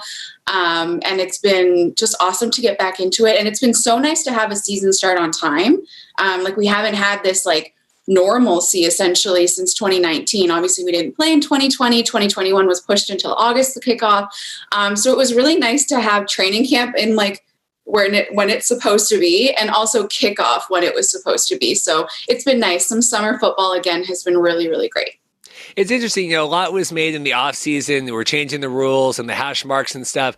I think I don't know if that's had an effect on the scoring as much as just like guys being back into the rhythm, having normal training camps, having a kind of a normal season. What do you make of that? Because so much went back and forth with all the rules heading in of like how we're trying to tweak the game. Yeah, I think that has part of it. I mean, it can't not. You change something. Like if there's a change on the field, like something is going to change in terms of productivity. But I think to me, the biggest part was that our guys didn't come off a dead year. Like 2021, there was nothing, unless they went and played somewhere else or they were, trying to at least stay healthy and game speed in 2020. Like they didn't really do much. So to have the 2021 season and then to have training camp, because obviously we didn't have one of those in 2021. So I think just the preparation and the guys having their bodies, minds, and everything ready, I think that's also indicative of that. And I think we saw at the beginning of last year, it was kind of a storyline, was that the defenses were ahead of the offenses, and it took a while for the offenses to get rolling. And I think this year, because we had the training camp and because they just came off a season where they actually played in what was an actually later end of the season too, so it was a shorter off season, I think that contributes to more scoring because they just had more of an opportunity to be ready to play in week 1 rather than like last year where it kind of felt a little training campy maybe in the first week or two. Obviously I'm here West Coast and my Twitter's full of BC Lions fans, but it does seem like it's Nathan Rourke and then kind of everything else. Is that how you are viewing the CFL season storylines as well?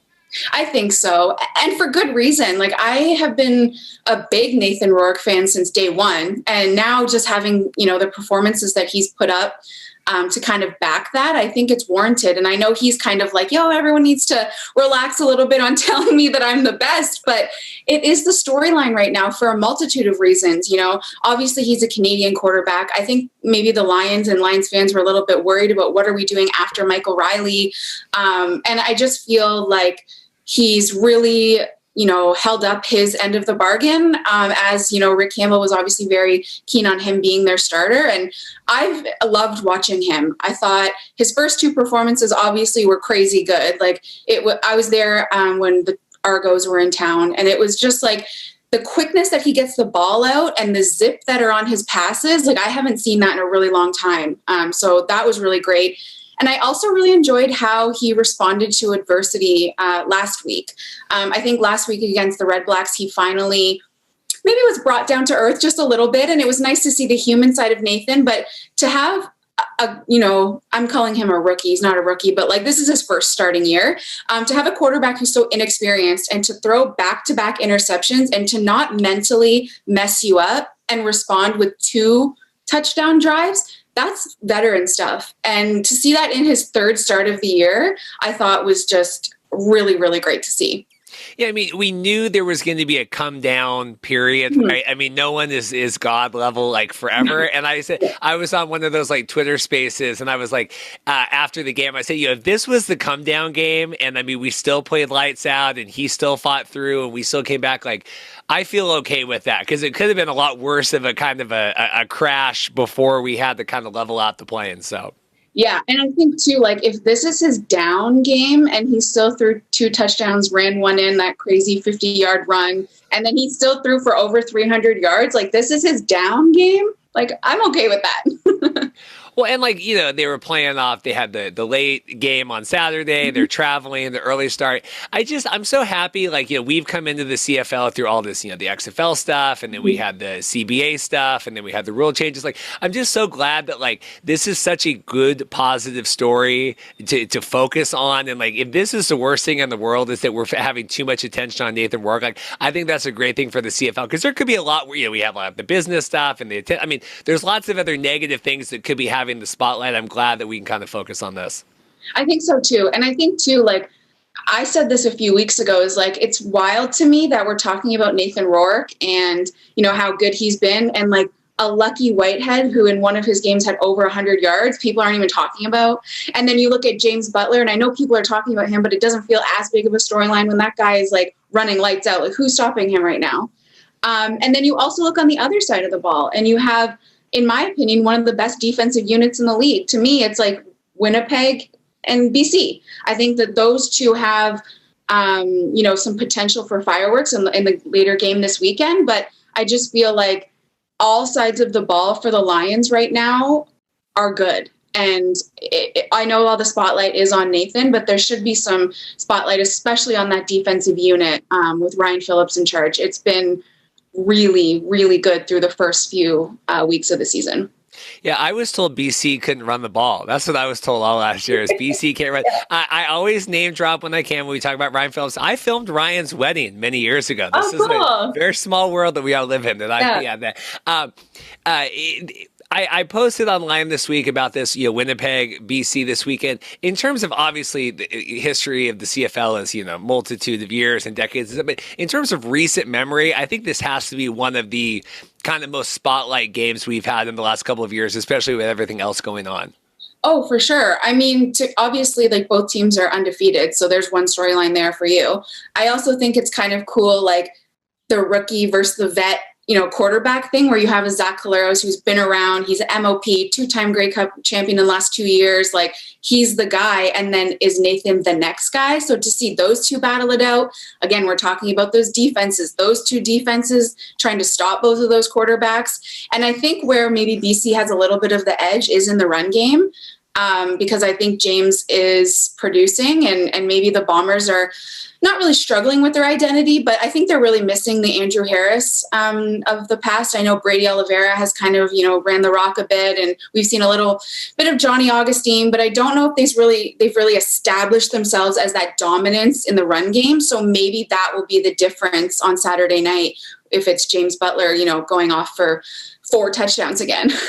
Yeah, I was at the game Monday. I mean, really, with Andrew Harris, like, really missing that, and with the Argos, and it's one of those things, like, he just keeps going, and eventually he breaks through. Like, eventually he's going to hit it. It doesn't matter what they try to do to stop it.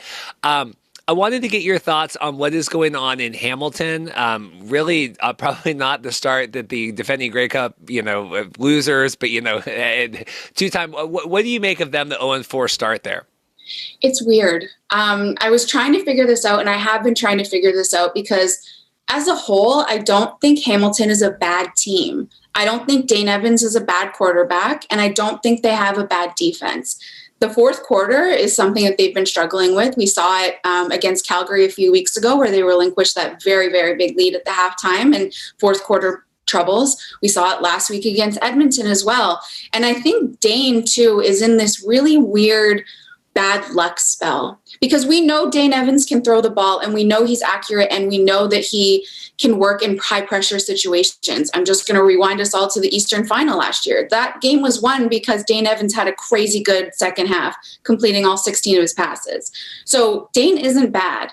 So it's just, he's in this weird, I'm calling it like the football gods are just giving him bad luck. Like, he's, the tipped interceptions. I've never seen one quarterback in like a small sample size have that many tipped interceptions.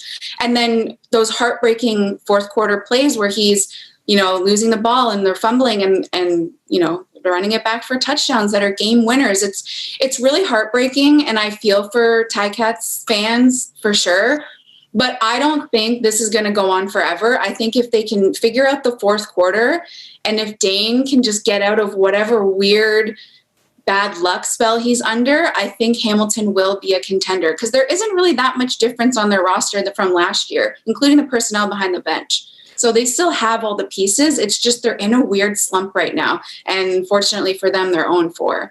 Yeah, I mean, obviously we've seen some other personnel changes here in the CFL this week. And I mean, I've had messages like, is Hamilton next, right? Are they in that position where, and obviously we don't know. And there's, we're not in that locker room, but it is one of those, Alouettes were doing significantly better than Hamilton was. So it'd be interesting with that. I want to get, before I let you go, Trey Ford here in Edmonton, obviously the game will be tonight, this one, when the episode comes out. But in general, this moving on from Arbuckle, Cornelius never really, that was like ahead of the season, but now we're with Trey Ford. We're seeing another Canadian quarterback, Kidiga. What do you make of Chris Jones moving so quickly off of Arbuckle onto Trey Ford? Yeah, honestly, I kind of like it to give the kid an opportunity. Is he 100% ready to be like the starting quarterback in the CFL? I don't know. We've seen him once. But I really just like the idea of having a Canadian under center, first of all. I mean, we've all talked about Nathan being the Canadian playing, but just as a Canadian league and as a Canadian myself, there's a little bit of pride there. And I think I know Trey's an athlete. He's good at what he does. He moves his legs. Obviously, we saw what he did in U Sports, his last few years. Like, he's a good quarterback. He's fast. I think he makes good decisions. I think he needs a little bit more time, but that just comes with reps and when you're that raw as a rookie. But I mean, Chris did what he had to do, and obviously it was the right choice in that game if he led them to a victory. But I just feel like they needed a spark somehow, and if it's not working, this is a business, right? You got to make sure that you're winning. So if it's Trey that needs to come in and Nick takes a back seat, and I think we know this about Nick Arbuckle too, is he's willing to do whatever it takes to win. And I don't think he's one of those guys that's going to get upset by being benched and not playing. We saw him, the kind of thing happen with him and McLeod Bethel-Thompson in Toronto. Even when he was Bo's backup, I think he was like more than happy to be the backup as long as the team's winning and do whatever the team needs to do. So if it's Trey Ford moving forward, I love it. I just want, Canadians to be successful in this league. And it was really nice to see history, especially a Canadian quarterback winning on Canada Day. Like, it was very poetic. It was really good. It's just, if my memory right, because like Trey got drafted and then he was like going to go try out right with Buffalo or something, and then they wanted him to be a receiver and he didn't want to do that. And so, it's just weird. Like, again, all the sliding doors, I think it was last week on the podcast, we talked like the Hamilton of it all, like had they have won and come back, in the Grey Cup, and what does that change this year? But I mean, Trey Ford was very much almost not a CFL player 2 months ago, right? I mean, it's really weird to think, and now he's starting for Edmonton, who really needed a revamp here, coming off of Victor Cui and everything else, and trying to do what Amar Doman did, but without the success of the team. I mean, it's hard to rebuild that fan base when the team is losing. So, yeah, exactly. Any other thoughts? Just to circle back to Winnipeg before we go, they've been winning, not by a lot, right? The game on Monday, it was the reverse that happened to the Argonauts before. Like, do we think Winnipeg is still the same team this year heading into, this big game this weekend and coming off the 2 Grey Cups? I think this will be the, yardstick to tell us the answer to that. I think Winnipeg is a winning team, and we know that they have vets, they have leadership, and they know how to win, and they know how to close out games to win. What was interesting to me is I was at the game on Monday between Toronto and Winnipeg, and they haven't allowed a lot of fourth quarter, second half touchdown scores and all of that, but they did against the Argos. And to be fair, if they miss that convert, or the convert goes through, maybe they don't win that game. So to me, that was a little bit of is this that same Winnipeg team? Because they did have back-to-back games against Ottawa, so that's a little bit different too to measure up, who this team is. But I think this weekend against BC, like we were just talking about, their defense is so good, the offense is so good. I think that this will be the measuring stick to see, is Winnipeg still that top upper echelon of the teams, or maybe have they taken a tiny bit of a step back? I think we need to see them against another contending team just like BC. So I'm going to be keeping an eye on that on Saturday for sure. And maybe we'll have a better, clearer answer of that next week after we see the end result. Last question for me today. We'll hope to get you back on here. Yeah, I'm a big McLeod Bethel-Thompson fan. We called him the king of the CFL last season when Toronto had their hot start and then kind of faltered a little bit there. What is going on? I mean, is he the guy for Toronto? Is he better off being that secondary option? I mean, it just seems like he's played well, fine. I mean, how do you think he's played? I think he's been good. He hasn't been great. And I don't know if that's a McLeod thing, if it's a team thing. But, I was listening to the Waggle podcast with Donovan and Enoch Mwamba, and Enoch joined Donovan the day after that loss. And he told a story that as he was leaving Emo on Monday, McLeod came up to him and said, this is on me. I know this is on me. I have to play better. And I really appreciate that out of a quarterback, somebody who doesn't point the fingers, because he easily could have. Think about how many drops did Brandon Banks have in that game. He could have said it was Brandon. He could have said Andrew could have done this, or my O-line wasn't blocking, or whatever it may be. But he took full responsibility. And to me, that is a leader. And I think that he is a leader. And I think there's just like one or two plays that they need to just clean up a little bit. Maybe Brandon hauls in those passes. Maybe he throws it a little bit differently, whatever it may be. I think they are close. So I think McLeod is their guy. I just feel like they need to get over the hump in a similar fashion, but a little different than Hamilton. But they just need to clean up a few little things and just be a little bit more together. And I think they'll be okay.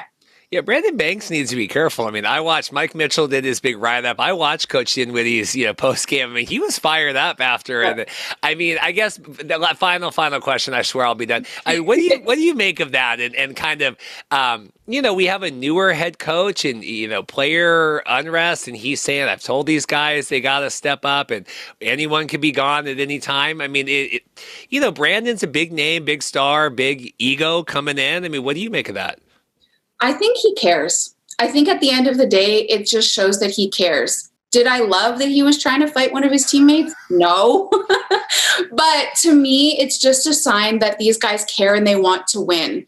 And I know he had apologized to the team after the game as well. And that takes a lot as well to say, okay, I shouldn't have done this. But I just think it shows that he cares. And, I just feel like if you have somebody who doesn't care and who's just, whatever, if we win, we win, we lose, it doesn't matter. You don't want that kind of person on your team. You want someone who is fighting and who's mad that he's dropping passes and who's, fired up. So I didn't love that he was yelling at his teammate, but I think why he did it makes sense to me just from the passion side of it and the want to win. Well, Kristina, thank you so much for making time today, fitting me in. Busy schedule, coming back and dealing with meetings and stuff. Thank you so much, and hopefully we get you on again here during the CFL season. Yeah, of course. No problem. Thanks for having me. Well, I'm excited today. Talking more Montreal Alouettes CFL football. We have Chris Ackie here. How are you doing today? I'm doing well. How are you doing? I'm good. Now, I have don't be confused, I have my Alouettes Flight Deck podcast shirt on. You're not on the Alouettes Flight Deck podcast today, but friends of the show, Tim McCliffy, I wanted to wear a little Montreal blue for you. So hopefully you feel at home. How you're coming off a little bit of an ankle injury. How is everything going so far for you? Now we're going into, week 6 of the CFL season? It's crazy.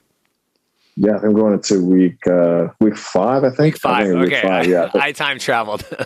Yeah, you're ahead of us. But so going to week 5, just it's still early in the CFL. So, and being the East Division, it's all close right now. We saw Toronto lose one for us last night to keep the division even closer. So that was good news for us. So, but in the East, we have time. In the East, you have some time right now. But it's the first team to click is really going to do some damage. So in the CFL, you really want to win those games early on, just to kind of set the standard for the East Division. Were you able to watch any of the big Winnipeg Argonauts game last night? It came down to the wire and the missed field goal and all that stuff. Yeah, I watched the entire game. I was shocked. I thought they were going to go for 2. I thought this is how easily they marched down the field on Winnipeg that last series. And you got a guy like Andrew Harris at running back, so I figured they were about to go for 2, but they took the safe route. They thought the safe route went to go hit the extra point, and then Boris, who's normally consistent, just happened to miss that one. I know that image of him like holding his helmet, I think is going to be the new CFL meme, at least for a little while. I feel bad for him, but I think you got to roll with it. So are you a CFL football fan when you're not playing? Like you said, you watch the whole game here, a bye week on your day off? Yeah, I'm always watching like every game around the league just because you eventually get to play that team. So you want to know, like, you just want to see how they are. And also just being in the league for all these years, I have friends on every team. So it's always nice just to kind of check in and see how their game's going as well. So it's hard. So, last year, I'm a BC Lions fan. That's our team. I have Alouette shirt on here. But, last year, the West, kind of a joke, right? BC really struggled. Now, this year, it does seem like the East, Toronto's leading, 1-2 or whatever it is, or 1-3. Like, what do you make of the East? And I guess, first of all, what do you make of the East division so far? I say the East, East is super talented, but it's just a lot of new pieces coming together. So it's going to take a few weeks for teams to really start gelling. Because if you see most of the games are pretty close, right? So like here in Montreal, besides last weekend, Saskatchewan, our first two games we lost a combined 4 points. So that could easily go either way. So we could easily be sitting 3-1 here in Montreal. So it's just about coming together and really just clicking and finding a way to win. Like good teams find a way to win. So really just building towards that. And you see teams like Ottawa, who is right there as well. They just need to find a way to win. So they make Ottawa win a lot of moves in free agency. So it's about, they just got to kind of come together as a team. But really, I'm only really focused on what we do here in Montreal. So we're just going to kind of get back to the drawing board and just kind of figure things out on our end. Yeah, heartbreaking, opening season, loss there. It was interesting, the Argonauts, the 1 point loss there, very reminiscent of last night, where the Argonauts had won and then lost. What was the direction from coaching staff? What was kind of the message heading into the bye week for all you guys? Just honestly for guys just to rest up and then let's put the game to rest. And we watch the film. We can't keep dwelling on that all week. We got to move forward, and we have Edmonton next week. What are your thoughts on that? Edmonton, off and on, seemed like they finally got their act together a little bit last week. What do you make of going into this weekend? For Edmonton? Well, just for the matchup in general. Oh, obviously we're excited to play against Edmonton. We know Chris Jones is he's a kind of brilliant football mind, so it's going to be interesting to see what he has drawn up. But I know we're talented on our team, so we're going to be ready to get after it. What do you think is the biggest strength you guys have right now in your locker room? Our biggest strength in our locker room, I think we have a really good locker room. Just the people in that locker room, it's no egos are out of check. Everyone everyone generally likes each other. I think that's important for a team. So I feel that's our biggest strength as a locker room, that everyone gets along. So that's something that you don't see in every locker room. I've been in a couple of different locker rooms. I've had different locker rooms in Montreal as well. And so you don't really see this type of cohesiveness within a group that we have in Montreal. What do you make of, friend of the show, he's been on, Vernon Adams, right? He's from basically down the street from where I live here, in South. The Vernon, Trevor Harrison, what do you make of all that? I think they're both talented. I think they're both starters in this league. And we're very fortunate to have both of them on our team. I feel like we could win with either one of them at quarterback. We just have to make sure, make sure the game plan is good every week, but we can win with either quarterback there. It's obviously above my pay grade who they put in a quarterback, but I know I'm confident with who we have in there that we can win games. We've had a lot of your other teammates on kind of heading into the season. I kept hearing, what a leader Vernon is, leader in the locker room, leader of the guys, spending time getting to know everyone. Does that gel with what you think as well? Yeah, I've said that for years too. Vernon's one of my the favorite leaders I've been around. I see a guy especially you see what he does in the offseason. He flies the guys out to somewhere in Seattle and then puts on his own little training camp on his dime as well. You don't see a lot of people that are willing to do that. So Vernon, it's such a great locker room guy. Even he's now in the number 2 role, but that doesn't change how he prepares and his energy around the locker room. That's something that we love about Vernon. So I'm like, curious your thoughts because, we talk with some players, they're looking at other teams. Some guys have their heads down. Here you are watching games, on your day off. What do you make of the CFL West division? Nathan Rourke taking the world by storm. Lots of, Cody Fajardo, lots of stories. I mean, anything strike you just from television viewing analyst perspective on the CFL West? On the West, obviously, I like what Nathan Rourke is doing. I think he's a talented quarterback. I like to see a Canadian guy go out there and prove people wrong as well. No, I'm excited to play a team like BC because I know they've been going to work and putting on the show the last few weeks. They had a close one against Ottawa. I'm excited to play them because our front seven here in Montreal will really be able to get after them. So I feel like we're excited to have the challenge of facing BC whenever that time comes. But right now it's one game at a time. So we got to worry about Edmonton first before we get to BC. Yeah, so we saw it. Speaking of Canadian quarterbacks, Trey Ford, right, last week. It's cool to see the predominant storyline coming out of the CFL this season is the success of Canadian-born, right, quarterbacks. Obviously, you from Canada. What do you, there was all this stuff in the offseason and, 3 downs and 4 downs and changing the rules and all this stuff. None of that really matters now, right? It seems like it's really good football and Canadian guys are succeeding, right, in all of their positions. What do you make of all that? I'm not surprised at it at all. I know, I'm from here. I know we could play. So that's really not a surprise for me. I'm happy to see the guys doing. I'm happy to see a guy like Trey Ford, rookie out of University of Waterloo. I've met Trey a few times, trained with him. I went to Laurier, so right down the street from University of Waterloo. So just to see a guy like that, that's played in U Sports football and gets a start in the CFL as a rookie, Canadian rookie at quarterback. So I'm happy for him. He got the win for Edmonton. I'm definitely excited to play against him because I know how fantastic of an athlete he is. So he's definitely going to be a challenge. Yeah, what's the scouting report? What do they have you guys honing in on here leading into this matchup? No, man, it's a little early for that. I don't know. We're still on bye week, so we haven't got that far yet. But definitely we'll have something for them. It's exciting. Overall thoughts, some struggles here this season. You had your win. Thoughts, just overall mentality in the locker room here so far in the season? Everyone's so optimistic at this point. We know it's a long CFL season. We're in July right now. Playoffs don't start till November, so we have a lot of time to really get things going. I feel once we start to click, I feel we're right there as a team. But once we start to put an entire game together, then I think we'll do a lot of damage in this league. So you've seen that what we did the week prior with Saskatchewan, we dominated all 3 phases of the game, special teams, offense, defense. So once we're able to continue to do that consistently, I think we're going to be a real force and look to take over the East Division. It's hard. It's hard with CFL media or podcasts because it is such an immediate gut reaction to everything, right?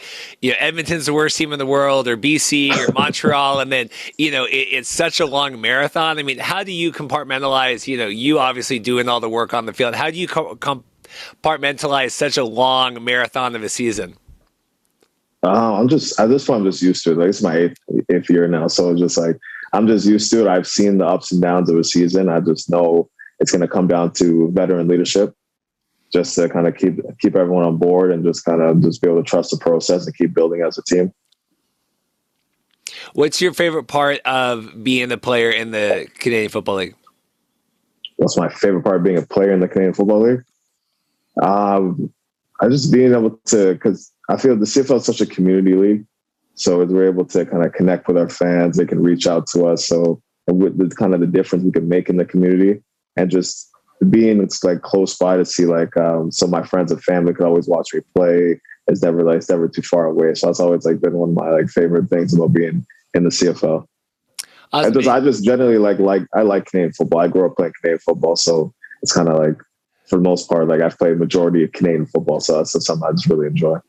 Have you noticed any, and I haven't seen a lot of, obviously each position group, whatever, but just overall, change, all the rules in the offseason and the hash marks and everything else and moving the penalties, everything. Has any of that helped? Is it just kind of getting back into the rhythm after having the year off? Is that what's causing more of the high scoring and more entertaining games right now? I mean, what do you make of all the chatter in the offseason leading into now? To be honest, I don't think it's changed the amount of scoring. In my opinion, I feel this is the same amount of scoring it's been all times. So yeah, you see a team might dominate another team 50-0, but you also see games that'll go be 20-19. So I feel like it's kind of been consistent. I don't know if the hash mark change made that much of a difference. It makes a difference for like the will linebacker position. You're asked to do a lot more in the coverage game, and you're asked to do a lot. So I think that's like a difference there. But other than that, I don't see the scoring made a big difference in my opinion. This is good. Like I said, I think it's just more getting back into the swing of things and everyone, just the year off and then the truncated season and everything else. You said, nursing your ankle injury, coming back. How are you feeling here through the bye week and then getting back into the action next week? I'm feeling this. Every week's getting better. It's been, I'm going on, it'll be 3 weeks. By the end of this week, it'll be 3 weeks. So we're getting there. Like it's obviously not exactly where I want to be right now, but it's like it was a pretty bad injury. So I'm pretty happy with how things are going. But, as an athlete, you just want to get back on the field ASAP. So I got to be careful not to push it too much, but I'm also going to do what I can to make sure I'm back on the field next week. Last question for me. Anything fun you're planning to do for yourself here on the bye week, taking some time away from the game?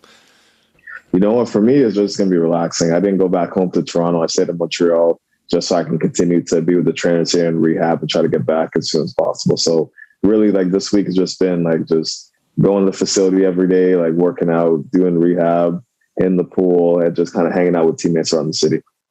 Well, I really appreciate you taking time on the bye week to come on here and talk with this crazy podcaster down in Seattle. Thank you so much for your time. Montreal, we get a lot of you guys on the show, so I really am pulling for you guys. I can't cheer for Winnipeg. I can't cheer for Toronto. Really, I can't cheer. It's like BC. And then, definitely not. Yeah, so definitely not. Montreal is slowly becoming one of my homes away from home in terms of CFL teams. So I really appreciate your time and best of luck this season. Hey, no problem. Thank you. Appreciate that. Want to thank you guys all so much for checking out the episode today. Really appreciate Ben Fischer coming on fresh off his vacation with a head wound, taking time to talk XFL and USFL expansion heading into next year. Special thanks to Mark Perry for an extended sit-down chat, as always, with the USFL News Sub, talking about his time in Canton and what he would like to see, what I would like to see the USFL do moving forward into 2023. Like I said, accomplishing the season, huge, major congrats to everyone involved, but lots of work to be done now. There's things that we've learned in the off season. I hope they take some more fan criticism into mind as they kind of develop their strategy moving forward. And like I said, involving some of the other podcasters, a lot of the other fan websites, blogs, things like that. Hopefully the XFL does that as well. I think that's a really easy, free way to kind of cultivate fan interest in your league. USFL lamenting at ESPN not covering the league, but then not reaching out to other, websites and news sources. Always kind of interesting there. Kristina Costabile with CFL.ca. Always appreciate her coming on the show, taking time. Again, her busy schedule, she's always traveling around to games, covering the CFL for that. And Chris Ackie, really appreciate anytime we get a player interview. Everyone over at the Montreal Alouettes is fantastic to work with. Really appreciate Francis and everyone over there for taking the time to set that up. I think that will do it for me today. Like I said, if you think you might have won an award last week or a prize, make sure you check that out. Send me an email, themarkcastpodcast@gmail.com. I'm going to be collecting items for our next giveaway when we hit 2,500 subscribers. So, hop on board. If you're not already, like and subscribe. Doesn't cost you anything if you're watching on YouTube or themarkcast.com/listen for audio options. Really appreciate everyone's support. Big episode next week. And then don't forget, in 2 weeks, we will be doing our live show from the XFL Showcase that Friday. Me, Matt Lyons, myself, Evan, I think Brandon is going to be on that. Hopefully I'm not forgetting anyone from the XFL News Sub team that's going to be on that, but I'll make sure we promote that out. Doing interviews at the XFL Showcase with hopefully head coaches, executives involved with the XFL, and then doing our show that Friday following that. So it'll be kind of a midday release depending, but I'll keep you guys up to date. Like and subscribe. Thanks everyone. Take care, stay safe, and we'll see you soon. Thanks.